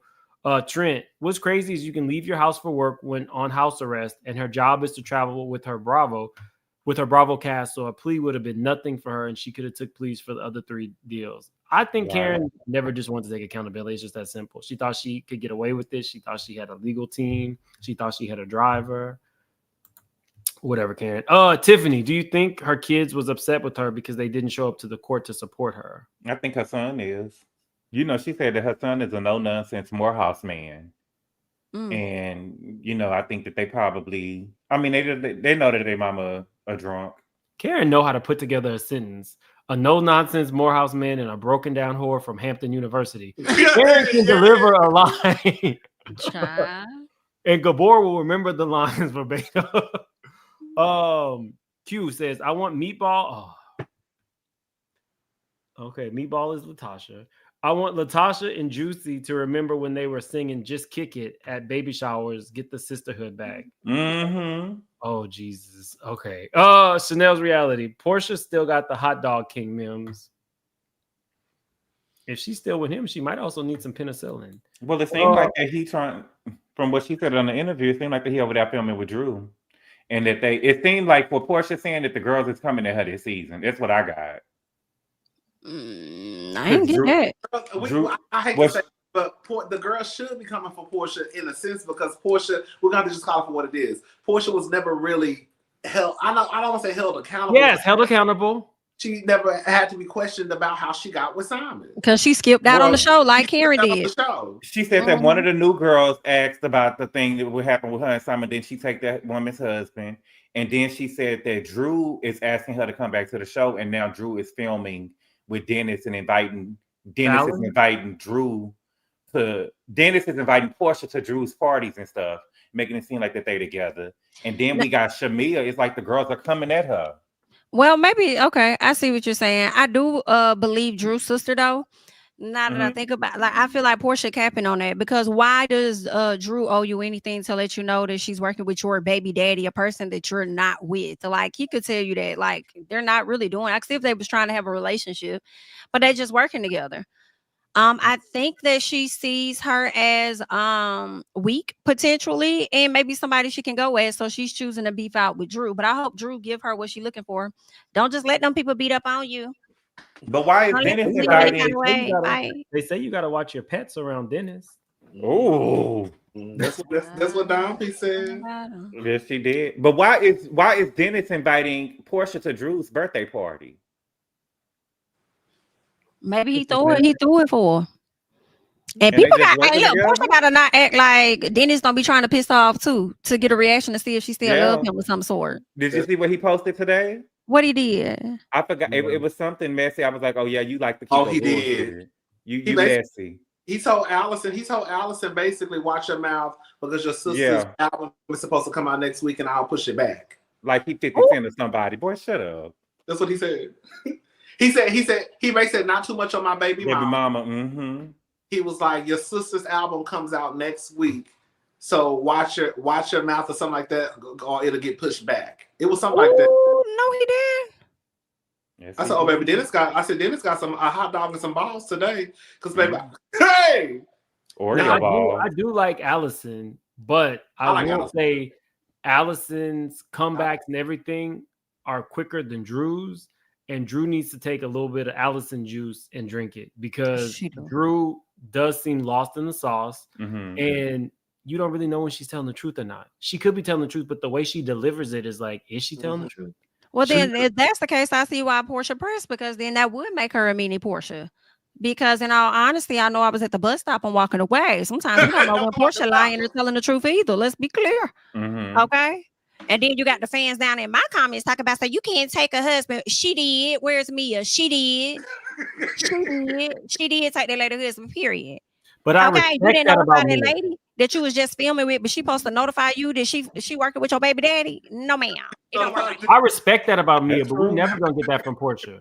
We will never get that when from Mia Porsha. had said she did, I was just she did. When she lied and said that Giselle had said that Wendy was a weak bitch, and Giselle was like, I didn't say that, and she was like, she did. I would respect Porsha more if she was more like Mia. You act just like her. You then did everything but the pole. So why not be upfront? Yeah, I stole the husband. Did you see Porsha eat Simone up? I didn't think that was an eat up. She did it on camera. I like the lacking portion. I thought Porsha at the Breakfast Club. But the doodle on her head? No, baby, that ain't what she said, baby. She said a mean girl is somebody that throw a child's death in somebody's face in order to lecture them. She was bringing up how she did quad at the reunion last year. So you got to set the scene. You got to set the scene, Gabor. So for people who actually watch what happens live. Okay, so what happened was Simone was on Watch What Happens Live, and she was talking about Phaedra. Doo-doo on her head. And she said, she said that Porsha was a mean girl. When Porsha got on The Breakfast Club, she said something about the doo-doo on her head. And after that, she said a mean girl is somebody that throws the death of a child in someone else's face in order to prove a point. That makes you mean and evil. So she was talking about how Simone treated Quad at the reunion last year, and how she was trying to make a point and threw that child's death in somebody's face, in her face. And that's an actual mean girl. But then you throw your hands up in Dennis' mama's face. Wasn't you trying to fight Dennis' mama on your show? Somebody violating you sexually. This is the thing. So now y'all about to make me clap. I didn't know about that part till earlier today about the whole she said about Simone. I was like, oh, girl, she did kind of eat Simone up because I didn't watch the interview. So the only part that I saw was the comment she made about the doo-doo head, and I was like, girl, that's all you had to say. And then when I heard the part about her saying, girl, you basically threw Quad's whatever situation in her face. Simone is a mean girl. Heavenly is a mean girl. Quad is a mean girl. Toya is a mean girl. Jack is a mean girl. Now, by definition, is Porsha a mean girl? I don't know, but is she mean, dangerous, and violent? Yes. Yes, she is violent. Can we call her a mean girl by definition? Probably not, but you do mean stuff, and you are violent, and you are girl. Like Porsha was throwing plates across the room. Porsha was trying to fight Dennis' mama. Porsha was trying to fight Dennis. Porsha let her best friend get disrespected by Phaedra on TV. She then walked into her coworker's home and walked out with her husband, Hennessy, some strawberries, cheese, and crackers. Like, Porsha is not... like, Simone, I will say this much, in Porsha's defense, Simone did not have to bring up Porsha. Because I was like, why Porsha got nothing to do? Like, Or Kenya. It was unnecessary, but it really was unnecessary. I was like, Porsha ain't really got nothing to do. And for me to say that, y'all know, I'm always looking for a reason. But I was like, Porsha ain't really got nothing to do with this. So why is Simone bringing up Porsha? You know what I'm saying? But you know, I just think they all have their ways. Can we call it out? Yes, I agree. Can we call it out? Oh, wait. If Simone actually had a storyline after Tammy, I could see her still being on the show. But after Tammy and her and Cecil got back together, Simone has added nothing. And I'm going to keep saying it. We got 8 black doctors on a sandbar. That is nothing to scream about. But I think that 8 black doctors on a bunch of beaches. I think that Simone is low-key the best doctor on the show. Because Jackie even said that she goes to Simone sometimes for advice. We're talking and Jackie definitely ain't been giving nothing. At least Simone got issues with Quad. Of a show. That is not interesting. That is not exciting. What the hell is that? Well, then what's interesting and exciting about Dr. Jackie? Well, I think that Dr. Jackie nor Dr. Simone should be sitting next to Andy. I think that they do not. They can phone it in. They can get away with nasty shit. And they've been getting away with this for the last like 3-4 years. At least Dr. Jackie put her foot in her mouth and had a scandal. Simone ain't done nothing since Tammy and since with Toya with your broke ass. I'm sorry. Y'all can like her. I know a lot of people love her. But in terms of giving for the show, if Heavenly wasn't acting the fool week after week, there really would not be a show. So y'all think Heavenly pay everybody job, basically. So, Dr. Simone is my girl. Here I go. You know, you like everybody. Dr. Simone is my girl. I've been like, it was one season where I was like, I wasn't feeling Dr. Simone, but this is my season. I'm not feeling her. Me too. Y'all don't not feeling who? She's like my favorite one outside of Toya, but this season she's been annoying. Yeah, me too. She was my favorite one. Yes, she has been. I don't really like how she's treating Sweet Tea. And I don't like how they're sunning Sweet Tea to go up to Heavenly when Heavenly don't put you through the same stuff. They are. I will say this, but they do little girl Sweet Tea. They do. I'm not gonna lie, they do. But I also feel like Sweet Tea allows it to a certain extent. Like they tried to do that with Quad too, but Quad it's not even a fair fight. You see what I'm saying? It's not even a fair fight. I don't think that it's because I don't think that they respect her because she's not a doctor. No, I don't think it's necessarily that. I feel like because they tried to do it with Quad, and Quad didn't let the little girl hurt. You see what I'm saying? They tried to do it with Phaedra. They definitely did it with Quad the first couple. Yeah, they did it with Quad and they did it with Toya too. They called her a hood rat. They did. They called her broke. They talked about her marriage almost. Little girl. Ooh, they definitely brought Quad out. If Sweet Tea leaves this show, trust and believe that they're going to go back to doing Quad and Toya the way that they was doing them before. Because especially Quad. Yeah, because they feel like they untouchable because they doctors. And they don't know nothing about King aside from what Quad tell them. So if she thinks they're not going to go dig and try and find something to bring to the front, like they're going to be on Quad for sure. Her and Dr. Mimi. Like Jackie said, a doctor is almost next to God. If Dr. Mimi comes back, they're not going to go after Mimi. They're not going to go after Quad. They're going to go after Dr. Mimi. I got a confession. It wasn't until, I can't remember which one of y'all's review on this show, but it wasn't until y'all said if Dr. Jackie's husband's mistress had been brought on the show, would you be okay with what they did to Phaedra? And when they put it like that, I was like, okay, that makes sense because I love Dr. Jackie, but Dr. Jackie does not have to do a lot. So when Dr. Heavenly is saying, I'm trying to save your job, why aren't you trying to save Simone's job or Dr. Jackie's job? It's because you respect those two girls. You don't respect the other ones. What's fair is fair. Phaedra did not bring nothing to Married to Medicine, should never have been on Married to Medicine. She wasn't even dating Medicine. We don't even know if the men she dates are real, authentic.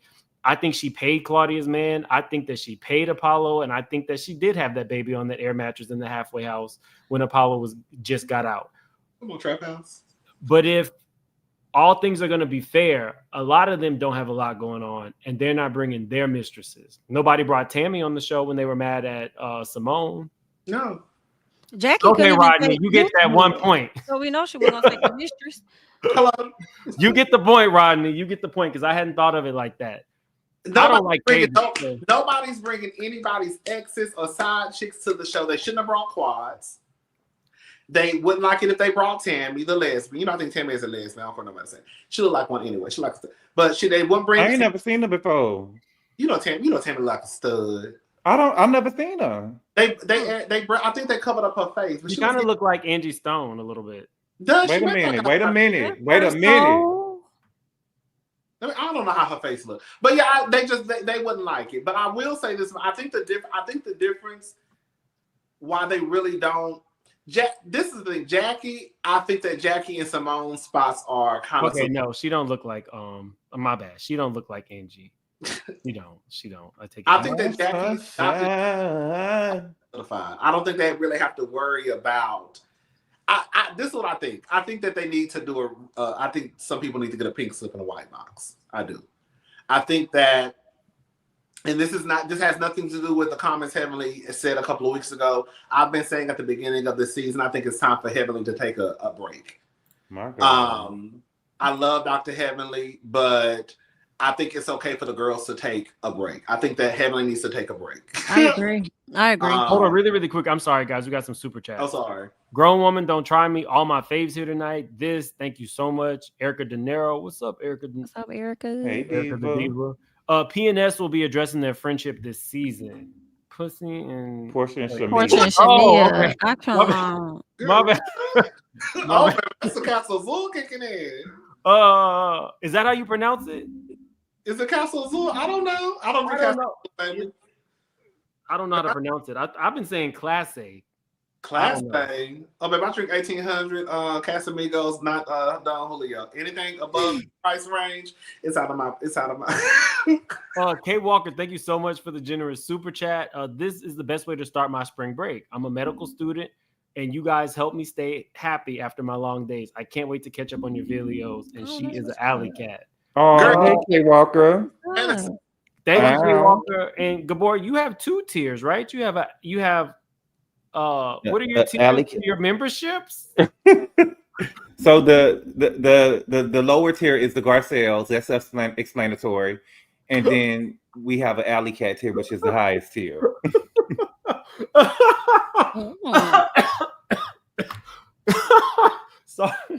Sorry. The Garcelles. Thank you so much for the generous super chat. Keita Bug. What's up, Keita Bug? Do you think Shamia will have a pool party and invite Porsha over? No, they showed. Well, I saw them all jumping into a pool holding hands. But was the husbands around? It was like a huge party. And do you guys? That may have been Shamia party, yeah. And do you guys remember how bad Porsha treated Dennis on their spinoff show? Yeah. Yeah, but at that time that wasn't her man no more. She was on the spinoff show. That was her. I don't even know why Dennis would even film that show. Well, shit. So this is Tammy. Oh, that's Tammy. I thought Tammy was slimmer than that. Me too. No. I don't know if this is Tammy. No, this is Tammy. That's Tammy. I don't know why I thought Tammy was a stud. Wow. I've been making the girl studs and stuff. This is Tammy. They got plenty family photos. My thing is this. I don't like how Simone treated Cecil. I don't like how Simone treated Cecil when he has been on the show with her just as long. His business gets put out there just as much. He makes no money from the show. And I feel like Simone is one of those people who lords her money over her partner because she has more. You think so? Absolutely. What do you mean? What did she explain to me? How did she treat him? Because he went. So let me say this, because I don't think enough people say this. When you have a marriage, like an actual marriage, and both partners are filming just as much as the other, and only one of the people is getting 4, 5, 6, 7, 800,000. If I'm doing all this work and you're not breaking me off any money, and I take $25,000, and you have a whole fit about it, we're gonna have a problem. But I'm also paying for these kids to live in this house that I don't think that they deserve, and you telling me that we need to take care of them. Cecil was an engineer, and he was a tenured engineer. He was not broke, and I'm pretty sure he was paying bills. But I'm talking about for the purposes of the show. Would you, Gabor, be okay with filming the show just as much as the ladies, and you're not getting paid? But we don't know if she's not paying him. We know that the women on Atlanta said that they give their spouses 10% of whatever they make. We don't know if she was not giving him any money. They just haven't said it on camera. But I do think that if you are going to go and take $25,000 out of the bank account, that you should let me know. Yeah. They didn't say it, so we're not going to speculate that it was done. It was not said. All that was said was you took money out of a joint account and you didn't tell me. Would you be okay with it? But we can't speculate that it would. They probably didn't feel. We're going based on what they gave us. So if they didn't give us that he's getting a break off, I'm asking you a direct question. Would you be okay with filming with your spouse for umpteenth 10, 11, 12 seasons, and you're not making any money from the show that you are filming equally? Cecil has a lot of scenes. But them men give me they want to be on camera though. Okay, if they didn't want to be on camera like that, they wouldn't. They listen. The question is not Curtis don't want to be on camera. Curtis ain't even. I don't think Curtis don't want to be with Dr. Jack. Curtis might be on camera with several people. He would have been on camera next season with me if I was on the show. The man, the woman from Hilton Head. Let's play. On the Atlanta airport camera, walking that lady through the airport. Hello. I don't know. I'm not gonna lie. I think the first 5, 6 seasons from Married to Medicine were the best. I still miss Mariah on the show. I like the fact that they were all in it. They were all throwing shade. They were all invested in the show. And I like the well-rounded cast. I still think that they jumped the shark when they got rid of the creator of the show.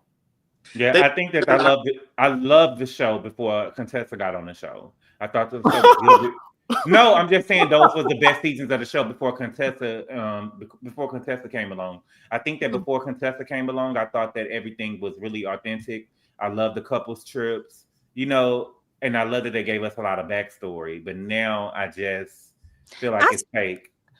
I still don't understand the reasoning as to why Mariah was released. Like, why? Because they mean girls and they didn't like. I don't think that they like to be told by somebody what to do or that she created the show. So I think that the women banned to get her off the show because she wasn't a doctor. They were so pressed about somebody going. Because she could throw. They didn't like that she was able to throw. Well, I created this. Y'all are here because of me, because they like to throw their doctors around. I feel like because the people love to say that Quad kicked Mariah. Y'all, isn't it you, Mills and Gabor? I never said that. I never said that. I heard somebody say it was Simone. They led the charge on it, like she did with Quad. If you go back and watch, Simone led the charge. But this is what I feel like happened, based off of what Mariah said in the interview with Carlos King, and I'm just adding stuff that I think. I think that the girls never really liked Mariah to begin with. I don't.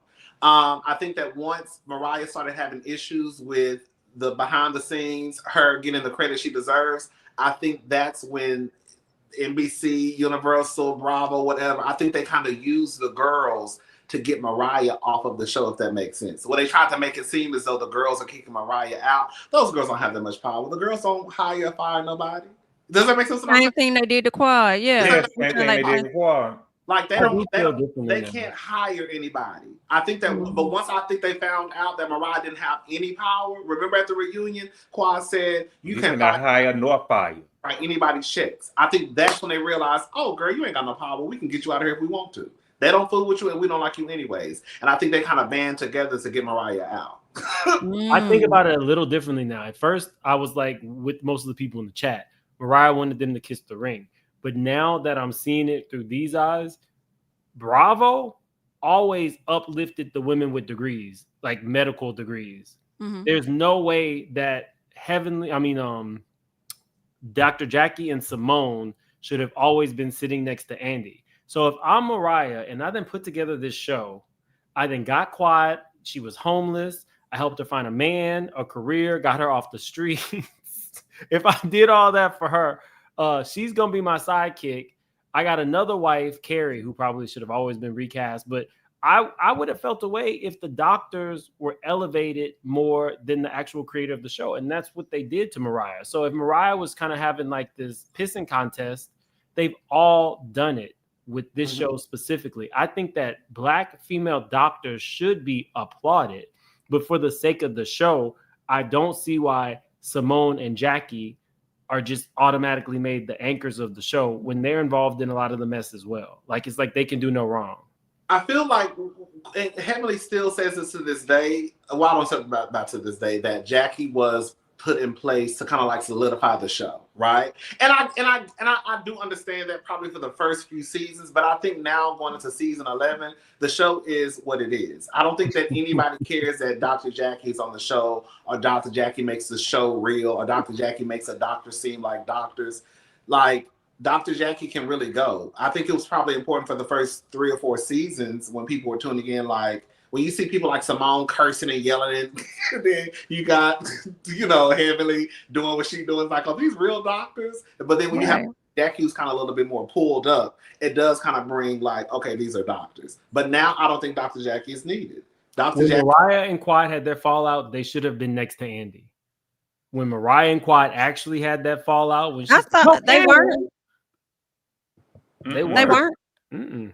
Who said I want to do that? Okay. Simone and Dr. Jackie and Simone. Well, because they didn't always used to sit next to Andy. So I wonder when he started doing that, because that's not how that's all. One time it was Carrie and I believe it was Mariah that sat right next to him. So it's been different people, but it did get to a point, I think, when Mariah got off the show, maybe, where they probably primarily sat next to Andy, but that's not how it's always been. That's why I'm like, they could have switched it up this year. Like, why? Like, that's not a staple of what it has to be, because it wasn't like that when y'all first started off. For a few years, it wasn't them sitting next to Andy. I need more scenes with the women talking about stepping off their chariot out and throwing tomatoes at you. Come I need some more foolishness. We had one this year. I'm way too pretty to talk to Shut you. up with the tongue. No, not the tongue. When we had the one when she said, you poked until I bled out and I was left with nothing left inside. Child, because it's ghetto Shakespeare. I know. love me some Tennessee ghetto Shakespeare. Quad is good TV. Quad is good Tennessee TV. ghetto Shakespeare. I'm gonna drop that launch foot and put Kang on it. Don't play with it. Okay. Do you hear me? Good TV. I feel like you get me wrong. I know it's easier for me to say it because I'm not behind the scenes and I don't write the checks and I don't do all that, but I feel like they're never going to get it right with Married to Medicine unless, again, I know it's easy for me to say because I'm just a viewer, unless the Bravo NBC can really do what's best for the show. Does that make sense? Like, I don't feel like they do what's best for these shows sometimes. Like, I don't think that Atlanta, I hate to say it, you didn't do what was best for the show for season 16. No, we have not gotten to season 16, but Kenya should have been on. Y'all not doing what's best. I agree. I agree. And like, y'all don't do what's best for these shows. Married to Medicine. I love Dr. Jackie. Dr. Jackie why is Dr. Jackie still on Married to Medicine? Why? You know what I'm saying? Like, y'all would rather keep Dr. Jackie instead of bring Mariah back, and that could at least make the show. And then y'all will have real drama because let's just call a thing. Dr. Heavenly and Mariah don't like each other. That's a real conflict. Mariah and Quad never really just got over their little. Like, at least if we're going to have the girls fighting, at least let it be something that... Mariah said she ain't going don't back. like it either. After that... Mariah, she said she's not going back. Mariah said she not going back? Mm-hmm. Shut up. Yeah, when she did that live on her channel at her new location, I think this was before the interview she did with Carlos. She said she wouldn't go back. I hated to hear that so much. I'm like, I hope she changed her mind. Because ain't nobody gather Heavenly like her. Okay. I think we settled. I think that's a choice. I don't think that's a choice. I don't think she can go back. But they definitely did need to get rid of Nene for closing the laptop when Lisa Vanderpump didn't even show up to a whole reunion, and they said she can come back anytime. Same thing with Mary on Salt Lake City. Mary didn't show up to one of the reunions and came back for the best We gotta season. be fair. We gotta be fair. And that's the thing. That's where the line starts to move, because if it's a rule that if you don't show up to the reunions and you can't come back to the show, you know what I'm saying? Or like, well, can I say this? Can I say this? Maybe right. Come on, pressure wash this motherfucker. Can I say this? I feel like with okay, so Lisa Vanderpump, Mary, let's say they took a lesser pay, right? When it was time to come back. When it was time for Nene to come back, Nene did not like the offer. So it wasn't that they weren't letting Nene come back after she shut the laptop. They did. She just didn't like the offer where she was getting less shows or less episodes, therefore less money, which led everything to go out of control at that point. She couldn't take the punishment that was given to her. I think the other ladies could have took it. Well, hold on. That was a send-off. They were giving her 5 episodes to send her character off. That's not the same than letting Lisa Vanderpump. Was it a send-off? Because if she would have made the best of them 5, she would have been back. Vanderpump come back after she didn't show up to the reunion? No, but they said she can. I think Nene made it worse than what it was, because I think because what the rumor was with Kenya, when Kenya came back, remember Nene said, remember in the scene, I don't know if y'all heard that Nene said, "You doing all this for 500,000?" Do y'all remember she said that in Greece? I do not remember that. You have to listen close. I don't remember past her spitting. It was a rumor that Kenya got like a low dollar amount when she came back. Yeah, after she got married. Because she got married off camera. But what I'm saying is, I think that even with Nene doing what she did, I think that Nene, you slammed your laptop, it could have been a punishment, and then you just came back the next season like Kenya did. Kenya came back from what they say took lesser pay, and then she came back the next season, and Kenya was good to go. Well, they better give my girl the same thing so she can come back the following season. I don't know if we need to get a petition started, but BIT, y'all not gonna have Kenya Moore in half of the mother episodes this season, and think you're not gonna invite her to the damn reunion. Like, I just don't think that's right. I don't think that's fair. And let me clock something else Miss Porsha Williams said in the interview. Now, remember, Kenya had said that girl threatened her. Come on, talk about it, people Jamie. Came out and they tried to say that Kenya was lying, so much so you had production or whoever saying, "Oh, that didn't happen, that didn't happen." Well, Porsha got on to the Breakfast Club now, and Porsha said that girl said something to Kenya, which made Kenya go and bring that side out that she was not trying to bring out. Therefore, it makes sense now, because Miss, you've been able to slide. They've been letting you over there electric slide a little bit. That's why Shamia and Britt is not seeing it for that. I'm not Britt, but Kelly not seeing it for Britt no more, because Britt done got high and mighty because she feel like she got Kenya more up off the show. But see, what we gonna need, because the fans is telling you what they want. After we see this season, we're gonna need to see if she got the energy when Miss Kenya come back. And if we're going to get into it, what Porsha said was, she said something dangerous. Yes. Remember she said, yes. She said something dangerous. Thank you. But she said, come on, Porsha, you better tell her to. She said something dangerous, and that made Kenya do something dangerous. That's what she said. There we go. So that lady not innocent, and whoever was behind being a production assistant or whatever trying to tell the tea, we know I don't trust you no more. Okay, and y'all done sat up here and let the girl play in people's face, and now she probably finna get chewed up by the audience. But what will be terrible is if I end up liking that bitch. I'm not gonna hold you. If I like her just a little piece. But you know, I don't know if I am or not, but when Porsha tries to say that she's a mini Kenya, that kind of makes my antennas go up, because I'm like, okay, you might try too hard, because I feel like people may have come and tried to do the Kenya or come up against Kenya, do too much, and it doesn't land how Kenya does it, and you might ice yourself out. That's why I'm kind of glad Kenya being quiet. She ain't saying that. Don't say nothing. You know, let Porsha it play said out. that. Porsha said that's why her and Kenya stopped talking, because she compared Brittany to her. Yes. Yes. But the way that Porsha is speaking, it don't sound like the way Porsha was talking toward the end of the interview about Kenya. I don't think that Kenya coming back. That did make me think that too, but I don't know. I think it depends on how it plays out for season 16. If they just do these, you know, all the numbers have dropped, but if they just do these solid, amazing numbers, then they'll be like, "There ain't no need for Kenya to come back." In But these if they drop, Huh? In these 10 episodes? if the numbers like drop down to 400,000, something like that, I can see them like, okay, girl, we really got to do something. But I think if they hit like 600,000-700,000, I don't think they'll really want for King to come back, because at that point, because all the other housewife shows are pretty much like 300,000, 400,000, 500,000. But yeah, that's gonna be interesting. I don't know. Saving grace The was highest that one. nigga getting deported. That was their saving grace, because that started them off with the what am I trying to say? When he got deported, that was the shit that they needed to get headlines, and now they're pushing Porsha out constantly. So he just got deported last week, and now Porsha. So I think that the ratings will probably be pretty good. People are anticipating the new girls. We'll see. Now, will we like the new girls is the question. I think like the girls. I'll let you They know didn't by work the on Married to middle of the Medicine. season. They didn't work on Potomac. Shamir just probably gonna have to work on her reads, because she said something about Angela Oakley nose that just didn't. What did she say about her nose? Or is it Angela? No, Angela Oakley might need to work on her reads. Is it? Oh, it might be Angela Oakley. Yeah. Yeah, I think it Wait, might be they her. said that- Because I think is that Shamir Drew's said she had a friend? Michael Jackson nose.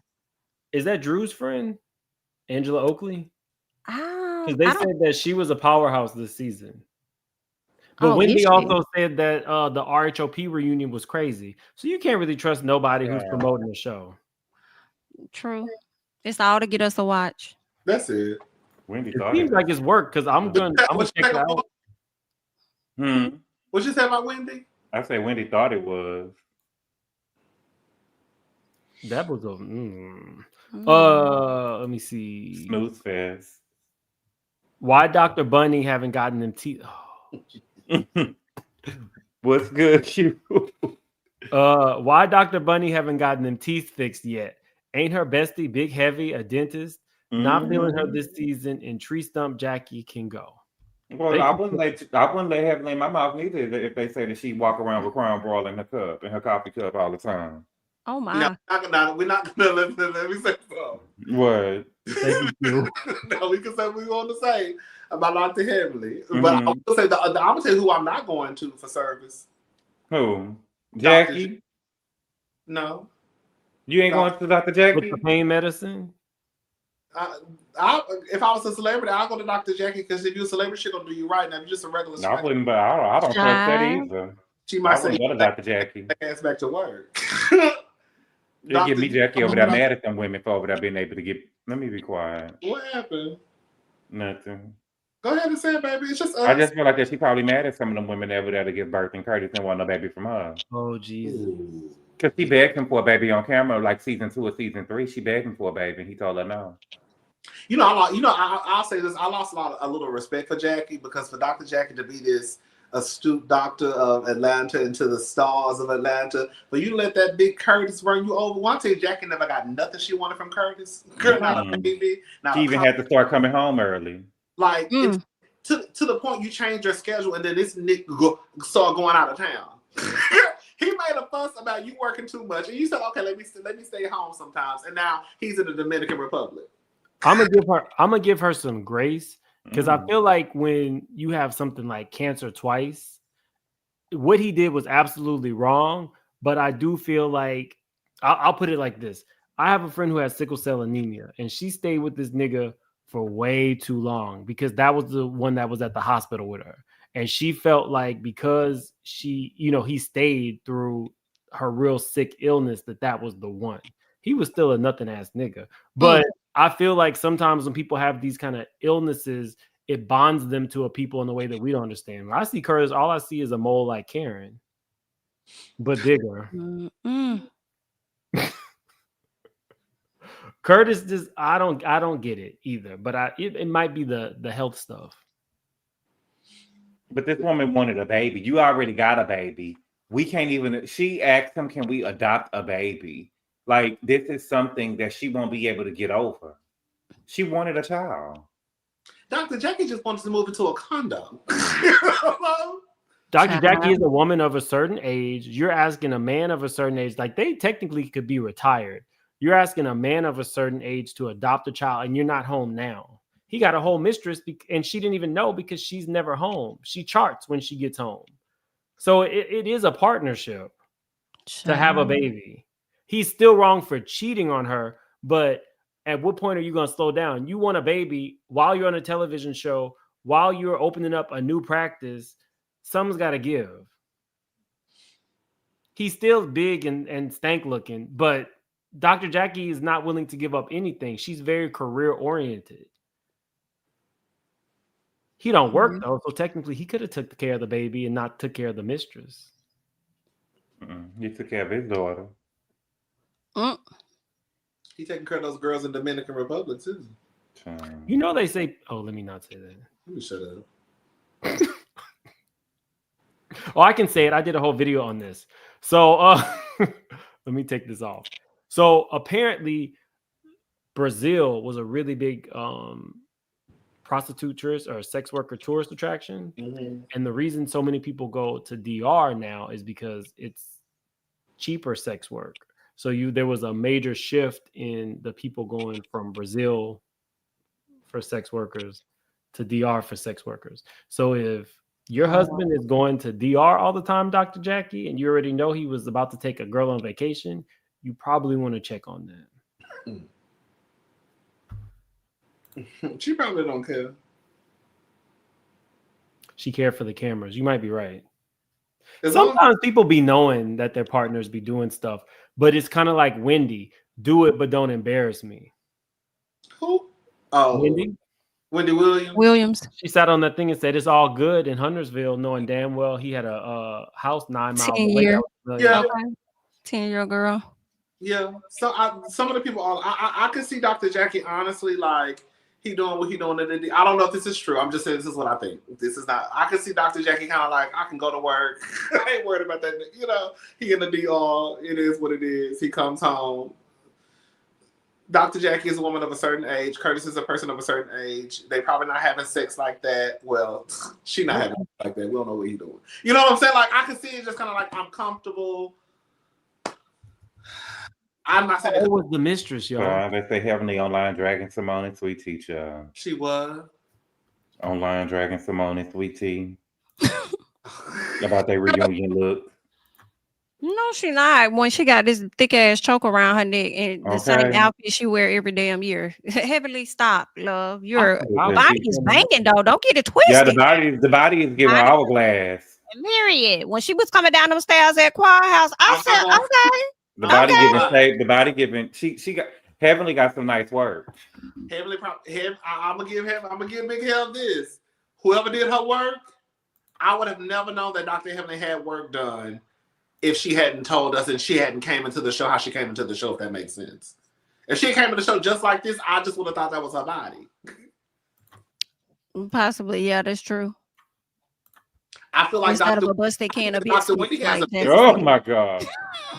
What you said? Instead of a busted can of biscuits, like Jackie said. Should ride down to Camp Creek, Georgia, and thank Sweet Tea that her dress is not the ugliest shit today. Because usually she has the ugliest dress, and it is ugly, clearly it's ugly, but it ain't the ugliest dress. Okay, so she tried it. She number 7. It looked like she just. First of all, okay, her hair is the same damn hair she always wear, that tired ass bob. It's tired. It's tired. Simone, this the reunion. You could have did an updo, a downdo, get a new wig, maybe add some color. I don't know, but do something different. It just looks so plain. Like to me, I can imagine Cecil having sex with her because you know it's gonna be plain. Like it's just gonna be vanilla. It's gonna be plain as she ain't really gonna try. I think that this is supposed to be a scene to make it look like her arm, but it's not a color of her dress. So they don't even match. Like this tan here. I think this tan was supposed to make it look nude, but she didn't really give a fuck. She probably just got out the Simone. She gonna have to go out of her way. I think that she should ride down to camp and say, fuck it. Okay, all this shit here, to me, honestly, look like a tied up sheet or even toilet paper, if you will. Like it looked like she just tied some shit up and then she missed it because she's got a little opening right here. So she ain't even really tied good. But she has a cute smile. I don't think her dress is long enough. It would have been better if she had a train, but she just fucked it up with this right here. It's supposed to be the skin color, so you're not even supposed to see this part. You're not supposed this all of here. Who did this? Who was your stylist, Simone? Because they fucked you over. My whole thing is, we're not the best at everything. We cannot be doctors and great stylists. Now, I know I done fucked up some of my looks, but this here, whoever picked this dress for her, maybe it was on a budget and she said, you know what, I got $150, make it work. Go to the Goodwill or whatever they got down there that kind of look like a dress, get it from. I don't know what they was working with, but if we all got the same memo as Dr. Mimi, how the fuck you get Dr. Mimi and then Simone in the same room? This here, I said, fuck it. Okay, all this shit here, this shit look cheap. It look tired. It look like she didn't even try. And to me, the bob is tired. She wear the bob all the time. She could at least try to do a new wig, new hair, new color, something. Shimon, we tired of vanilla. Like, this is why Cecil sick of your ass. This is why. Because you don't even try. You ain't even trying to be sexy. You're not trying to nothing. That shit look cheap. It look tired. It look like she didn't even try. And to me, last but not least, y'all ain't gonna do it. I ain't gonna do it. So last but not least, I ain't even gonna say nothing about this child. This bitch here. What? Let's just look, because I ain't gonna say nothing, y'all. What is this stance? The fuck? What is that stance she doing? Like, bitch, you act like, to me, she look like she say, hey, I ate. No, bitch. That dress look again like a dress you got at the back on wholesale at Heavenly Beauty. We had them dresses back there. I got them dresses for $20 a piece. They gave me a whole lot of them. They was the ones that did not sell in the dress store. That was the dresses, and I just took them because I had a store, right? These are like the dress. What you do not have access to the money. You don't. What kind of backyard bullshit is this? We at the reunion. Do you know what this? Last but not least, y'all ain't gonna do it. I ain't gonna do it. Okay, so these are the dresses. Damn. I actually don't disagree with her. Let me see if there's something with like bigger. Simone did look out of place. She looked uncomfortable with her dress on. And I like the color on T, but it just was something that I don't know if it was the hair or one. I wish her dress would have been longer because it's giving friend of the show versus an actual actual wife or whatever, main cast member. Is kind of what hers was looking like. But I like the color. Her makeup looked nice, but something else, it just didn't flow. I hate this choker around Heavenly's neck. I think the dress was nice. I think her hair was nice.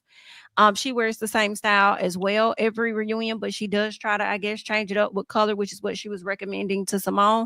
But it's that thick choker. I thought Toya looked nice. I thought Quad looked nice. Hold on, Jamie. We're gonna go through them. I found a bigger photo. Okay, so this is Toya. I like Toya look.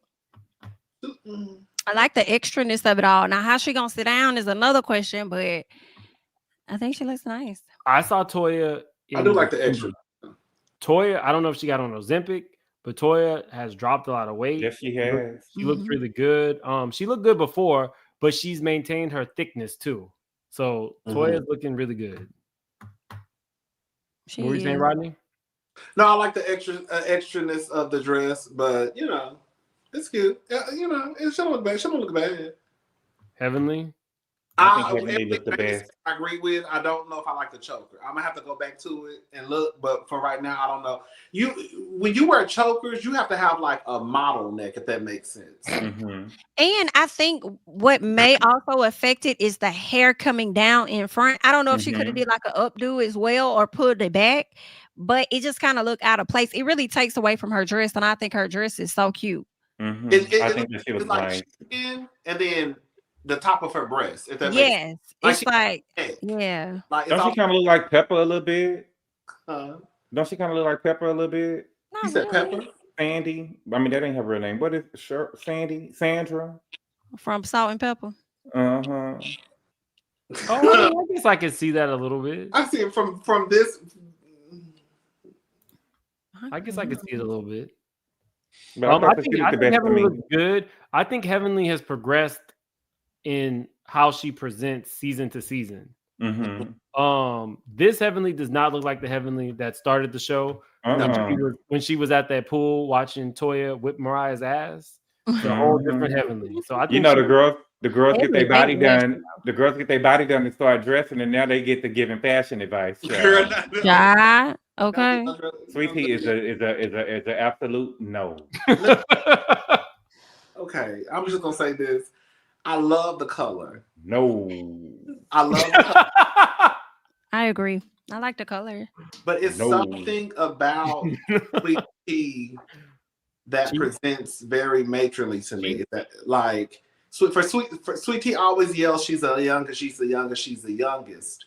But Sweet Tea is very not old, but it's like an old, like I would expect for her. Karen wouldn't wear this. Huh? Karen wouldn't wear this. No, like I guess I expect for Sweet Tea to be always yelling, "I'm the youngest." I want to I would expect her to give us something kind of young and still kind of get still classy, but it just gives me, like Pilgrim Rest Baptist Church. Oh, first son church lady, first lady of the church. Giselle wouldn't even church wear fashion this. show. Giselle wouldn't even wear this.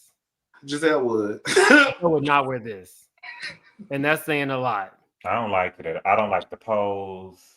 The pose, the pose is giving real. It's giving pregnant, but I'm not. I don't like it.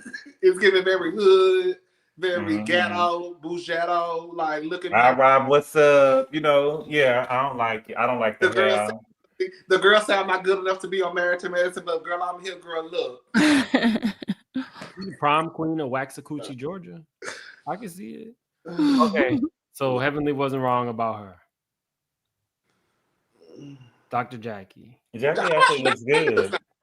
She look good. And she's what, 65? 56. No, she ain't no damn 56. 66. Oh, okay. That's good for baby. That's good for 66. I think it's too much of a take. 66. 66. Yeah, you might be talking about Route 66 because you're not talking about Jackie. Yeah, Jackie 66. Now, this is what not drinking will do for you.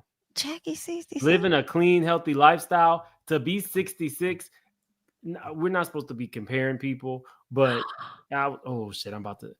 She looks compare great. it to Karen. It's just us. Compare it to Karen, somebody who does not live a clean lifestyle and is older. Karen is younger than Jackie, but Jackie looks extremely young here. She's 66. I just checked it. Yeah, she's 66.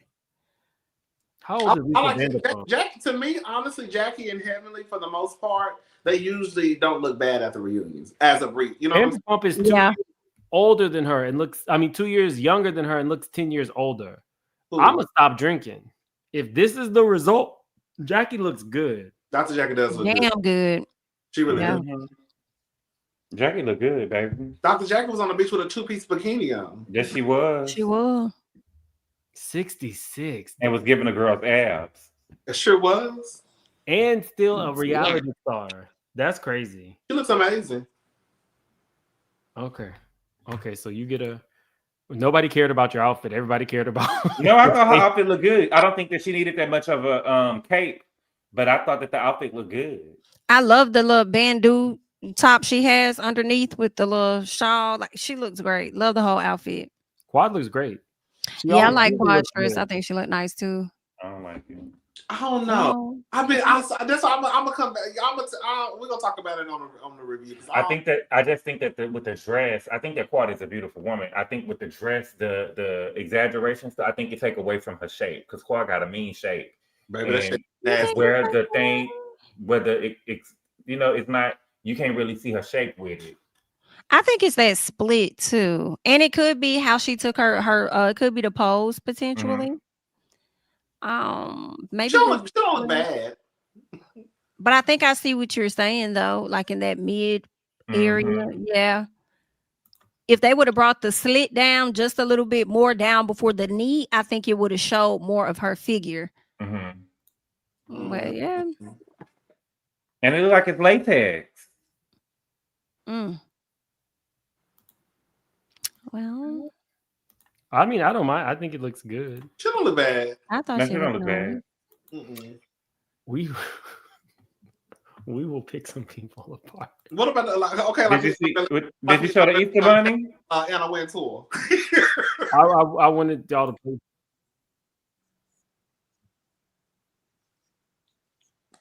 What happened? What happened?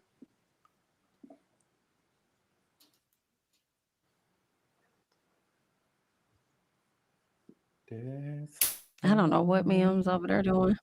I don't know what he doing, baby. You supposed to make no. I don't know. When she said that Quad had a fake ass and Quad went off.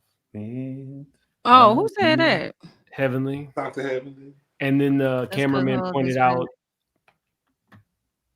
what they probably shouldn't have pointed out about Quad's body looks great, but what's wrong with saying you got a BBL? She did? No. I didn't think she did. I don't think Quad got a BBL. I think that's Quad. Me neither. I think that's that lady booty. I think it is too. Let me go back to this scene and hopefully I don't get in trouble. I think that she had ass, but I don't think that that's her.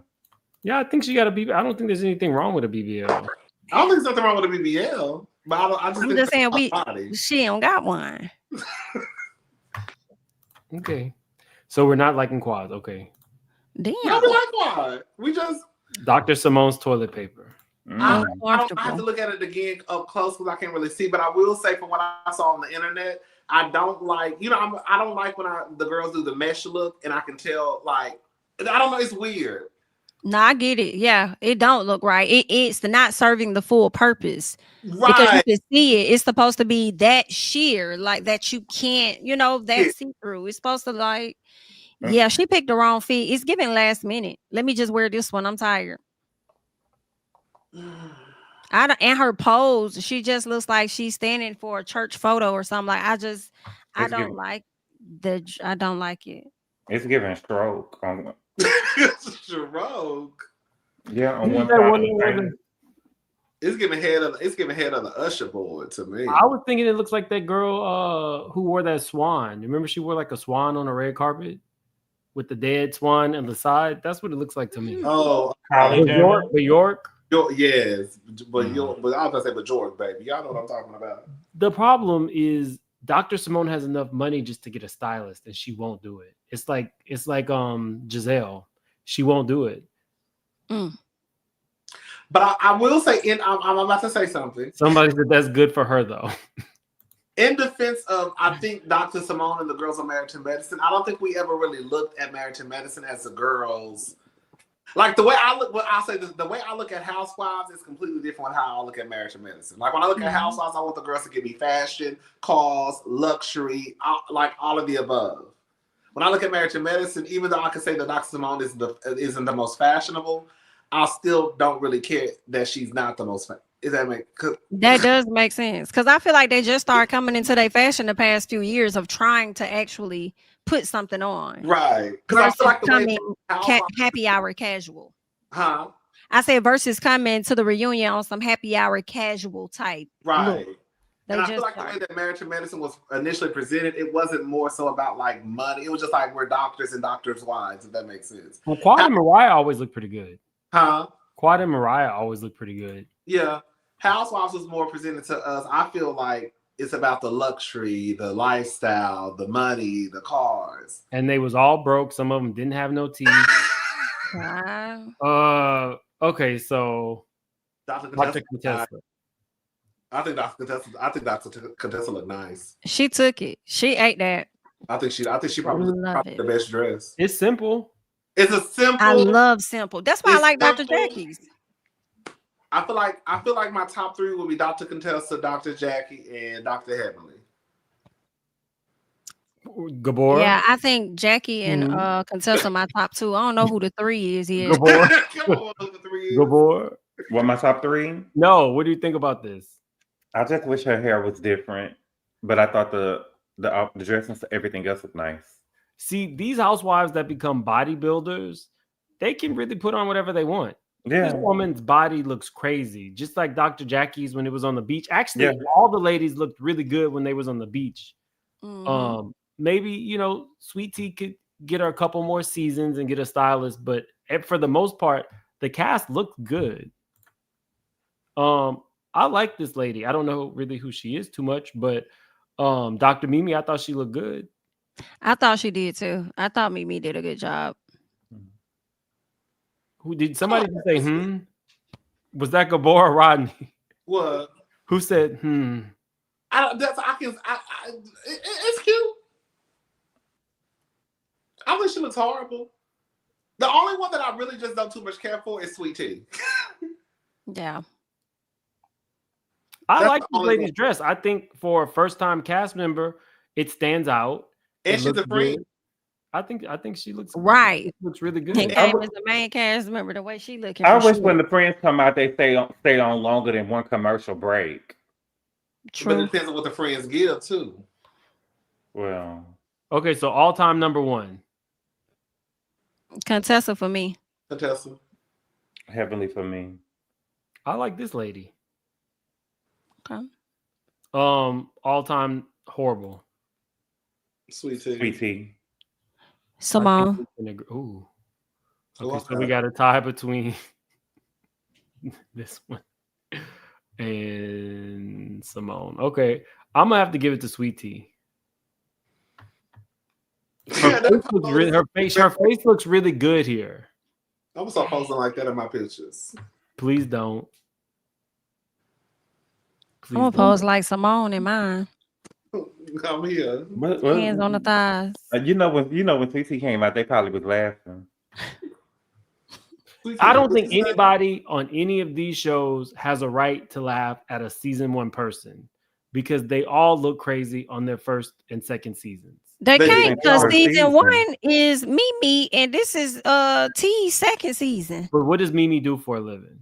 She's a doctor. She's a therapist. She's a doctor. Psychiatrist or something like that. This woman is trying to squeeze a couple pennies out of a broke little man. She ain't gonna be able to afford what a doctor could afford and a stylist. Sweet Tea is just trying to do the best she got. But wait, what did Mariah say, Gabor? When she was drunk on stage. I'm trying to do the best I can with what I got. That's Sweet Tea. That needs to be her catchphrase next season. No, but you married this man for access to the money. That's what I'm saying. You say you got a little access to the money. You said you got a little access. Yeah, and we got to get off. You can still be fly. You can still be fly and not spend a lot of money. You know what I'm saying? Mm-hmm. He just doesn't have the right stylist. I think they think that Sweet Tea look young with a above the knee dress, but I don't think Sweet Tea. I think they said it earlier. Sweet Tea is getting like an old young woman. Huh? She's like an old young woman from 1990. Like she looked young, but she looked like a woman with arthritis and all of that stuff. You know, that's what she kind of gives. This could have been like an In Vogue outfit in '93. Sweet Tea doesn't look old in the face. I just think the outfit it makes her look very matronly, like somebody's mama. They probably should have snatched Sweet Tea look like she got like about 3 kids at the house. Like when you see pictures on her on Instagram, she don't look like this at all. She kind of look youthful sometimes, but when we see her on the show, the way she show up on the show, sometimes she do look a little old. Mm-hmm. Okay, y'all. But on Instagram, she be looking young and vibrant. We're not about to keep Jamie from her. Jamie has a 1-year-old and a husband, and we're not trying to be Porsha with Jamie. So I'm done with. Miss D Green said, "Tell the truth, shame the devil, cousin Rodney. I'm with you, good boy. Let's say it together. It's all a no." What's good, Mrs. D Green? Janelle, have we already talked about Diddy's superseding indictment? No, I didn't do it because I saw it as I was preparing for this video, so we'll talk about it tomorrow. My husband, Nicole says, my husband is not even a senior engineer yet, and he makes $150K after taxes. So I know Cecil is not broke. The least she could have done is give more than 10% because he's her only storyline. Can I just add something? I'm gonna be done. Mm-hmm. I do agree to a certain point. Now, the 20, you just not gonna take. I don't give a damn what nobody say. You're not taking up $25,000 on my account, married or not. You gonna think I'm gonna tell me? But I do agree that Cecil does contribute a lot to this show. You know what I'm saying? Like Cecil is just not someone who just. So I could see like in Cecil's head probably, look, I'm your husband. I give a lot to this show. What's $25,000? And I'm not getting paid either. You know what I'm saying? Mm-hmm. And I will say this much: if I was on the show, straight or not, well, I'm not straight. I'm just saying if I was straight. But if I would want my wife to give me something, like, girl, I don't think it's anything wrong with the wives giving the husbands just a piece of their check, especially if the husbands play a big part in the story. Like Peter should have been getting some of Cynthia's check because Peter was why Cynthia kept that job. He should have been getting half. He should have damn near been getting a third of it. If we go all of it. So it's giving pay me for my pain, pay me for my time, and you can say the bullshit, basically. Basically, like some of these husbands should get a piece of the pie. Peter should get a piece. Cecil should get a piece. Curtis, no. Dr. Damon, no. But the ones who actually kind of push the storylines, participate in the mess, they should get a piece of the check. They should. Eugene, no, he need one. The way he was struggling to get them damn words out when he was talking to King, baby. Listen, if Toya get that man his money, please. Because he had to ask for help on what the hell he was trying to say out his mouth. Hurry up and get that man his money. Toya gonna have a hard time when she off the show. Toya is gonna have the hardest time when she's off the show because Toya is lifestyle driven. And outside of the show, she's not bringing in any money. So thank you so much, Nicole. I appreciate that. Ali says, oh, I'm sorry. Oh, Lord. Y'all are going to get me in trouble. Remy says, Rodney, because you interviewed Troutmouth, how do you feel about her now since her real men comments? I don't feel any way. Oh, not Troutmouth. And you had to repeat it, Jamie. I mean, I don't know. Heavenly's not my friend. I don't know Heavenly in real life. And I mean, and honestly, and I'm gonna keep this real sweet and short. Heavenly saying what she said is no different than what some of the other girls on TV have said. Marlo got on TV calling the boys F words. Kenya, Porsha, Nene all sat around basically disrespecting Chris Fields. Andy had to get onto him at the reunion. She just kind of is bunched in with the other girls who have said some homophobic stuff. That's it. Okay. Ali says, Sweet Tea's style as a newbie is no different than the other women their first 2 seasons. People forget Quad's wig used to be pushed back like the one Karen had her on her DW. And don't get me started on Heavenly. Then people used to make of Quad and Mariah because they came on the show with like, what is it called underneath your eyebrow? It would be like peacock colors underneath their eyebrow. What is that called? The makeup underneath your eyebrow. Oh, you my concealer? Underneath the eyebrow? Yeah. Whatever this area is that eyeshadow, concealer. I'm gonna go back to their season 1 pictures. Thank you, Ali. Special K, Dr. Simone have one of those toilet paper dresses. It was given Project Runway. DB, Sweet Tea was giving Easter Leprechaun. And Jazzy Cleaner says, Sweet Tea looks like she's got a peppermint in her change purse. We all think she looks old. I mean, not old in the face, but the outfit. Yeah, not old in the face. We're all in agreement. You got to do better. Let me find these pictures because they were making fun of Quad and Mariah season 1. But I think the difference, I hate to say, I think the difference with the reality stars from season 1 to season 2, that was 10, 15 years ago. Girl, we're in 2020.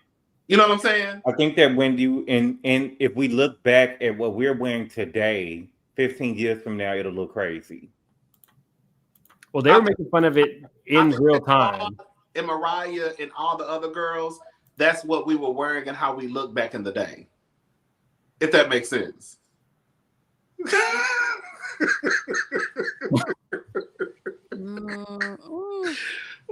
So y'all like this Mariah season 1? No, that's not what I'm saying. What I'm saying is back in the day, that's how the girls kind of looked in a way. You know what I'm saying? Yeah. It was eyeshadow. Look at the girls in their lace fronts in 2000. The girls in their lace fronts in 2000s look completely different than the lace fronts of 2025.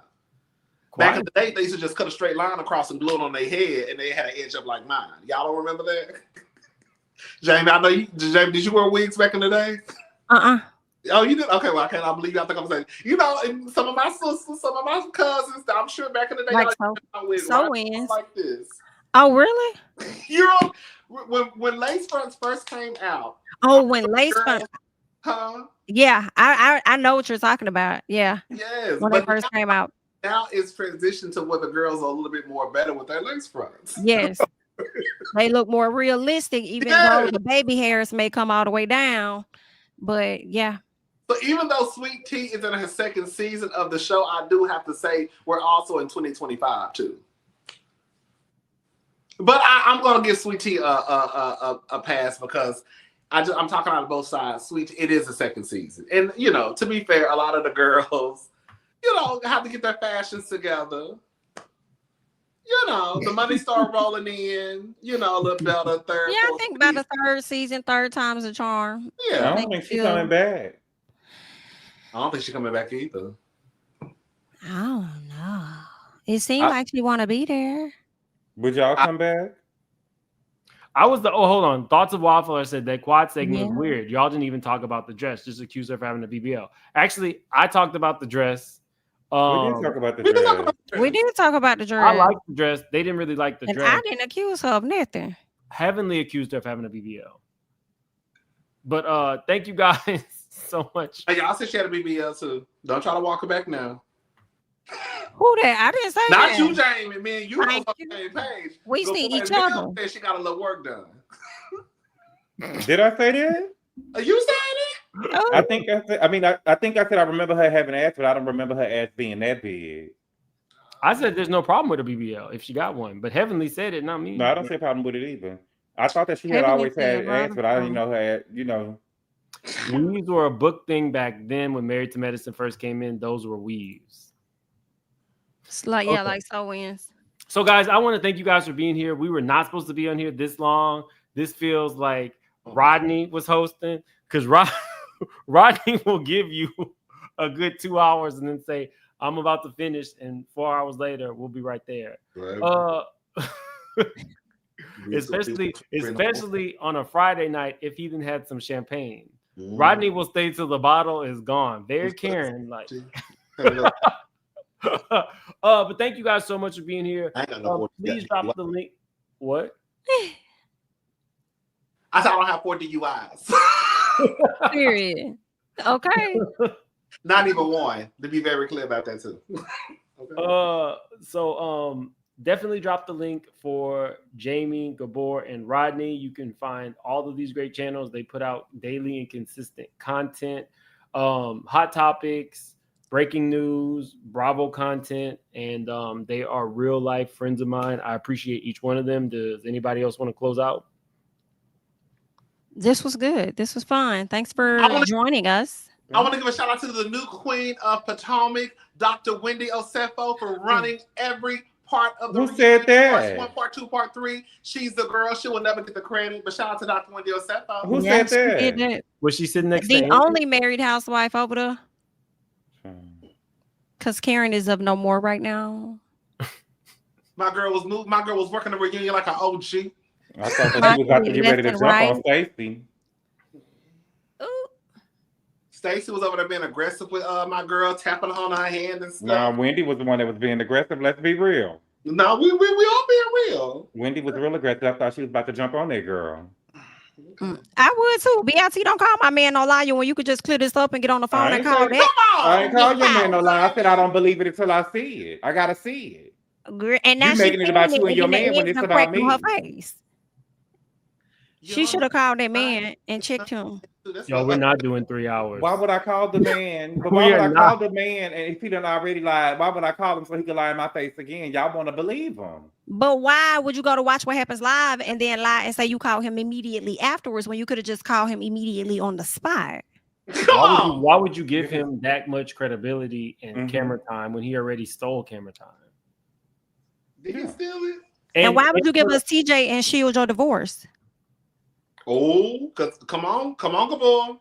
One of Gabor's, she didn't want that man on the show. One of Gabor's followers actually knows the woman that TJ is dating. I meant, can you ask them if she was what color was that woman? She's dating somebody else. That was quick. Top Shelf in real life says that he knows the woman that TJ is actually dating.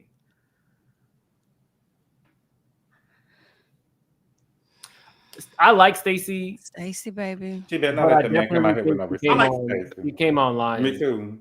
Can I ask a quick question and I'm gonna be done and we can go? Do y'all think Mia should be fired and Stacey should stay? They all lie.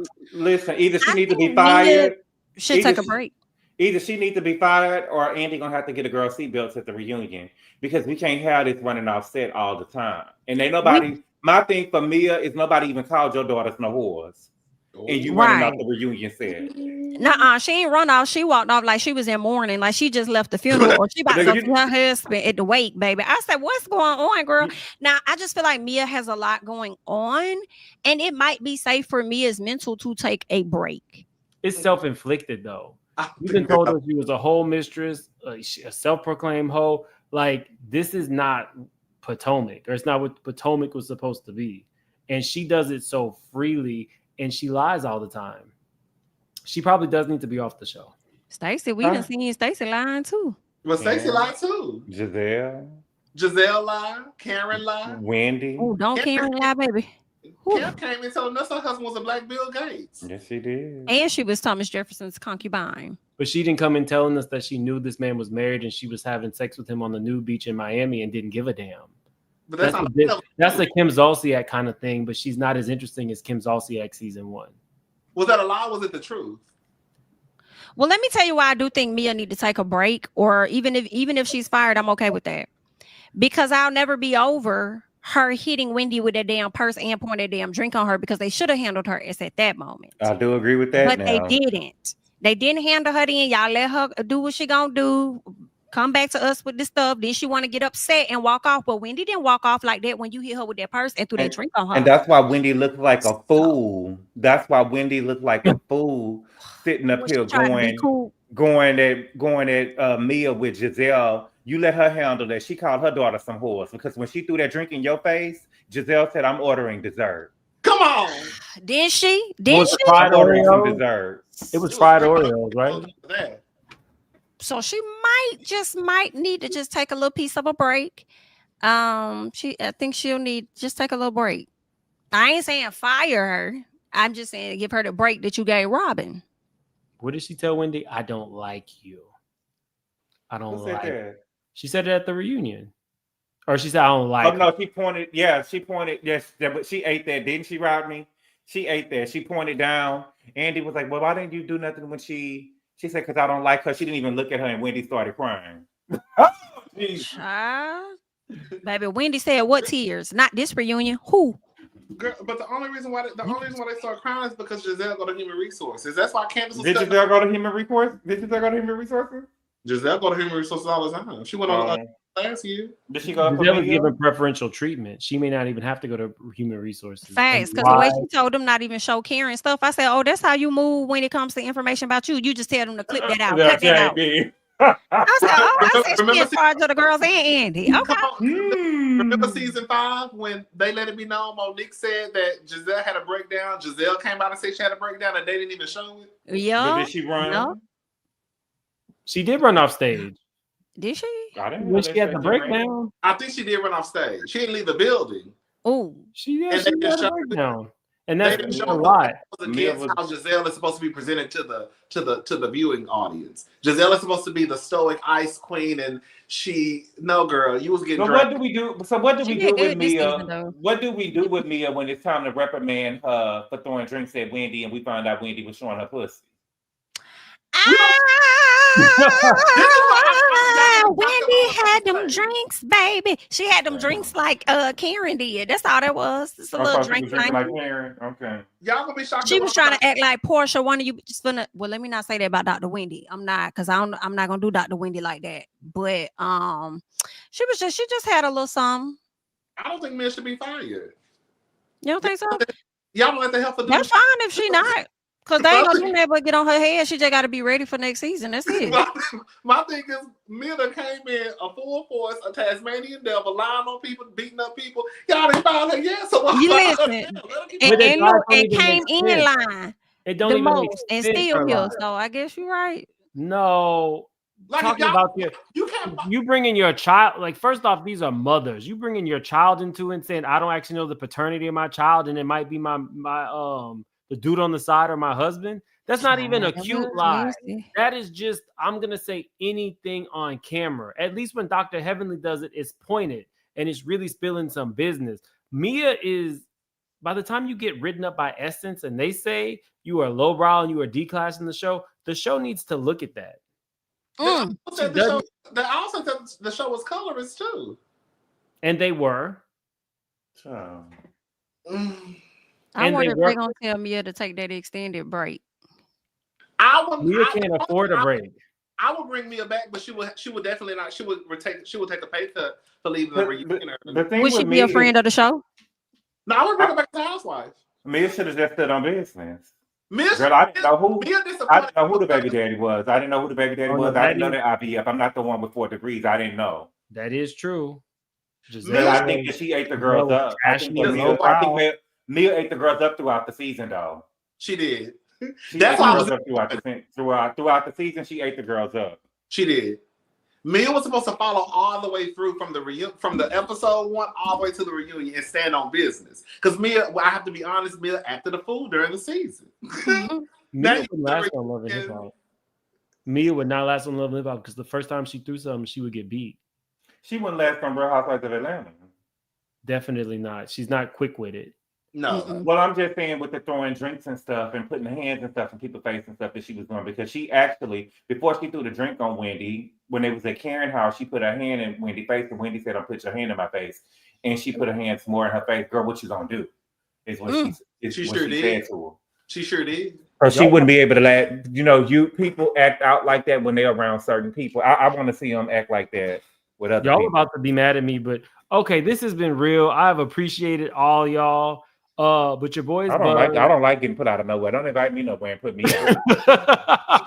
Don't want me to come around no more. My black ass. Anyway, thank you guys for being here so much. I really do appreciate all of y'all. I'm supposed to like sweet tea in all my pictures. Get them. Oh my god, bro. That poses access to the money. Show me access to the money. To the money. Oh man, this nice. I love Rodney. This is why his lives never end. All right, thank you guys so much. I appreciate it. My phone about to die anyways. Y'all have a good night.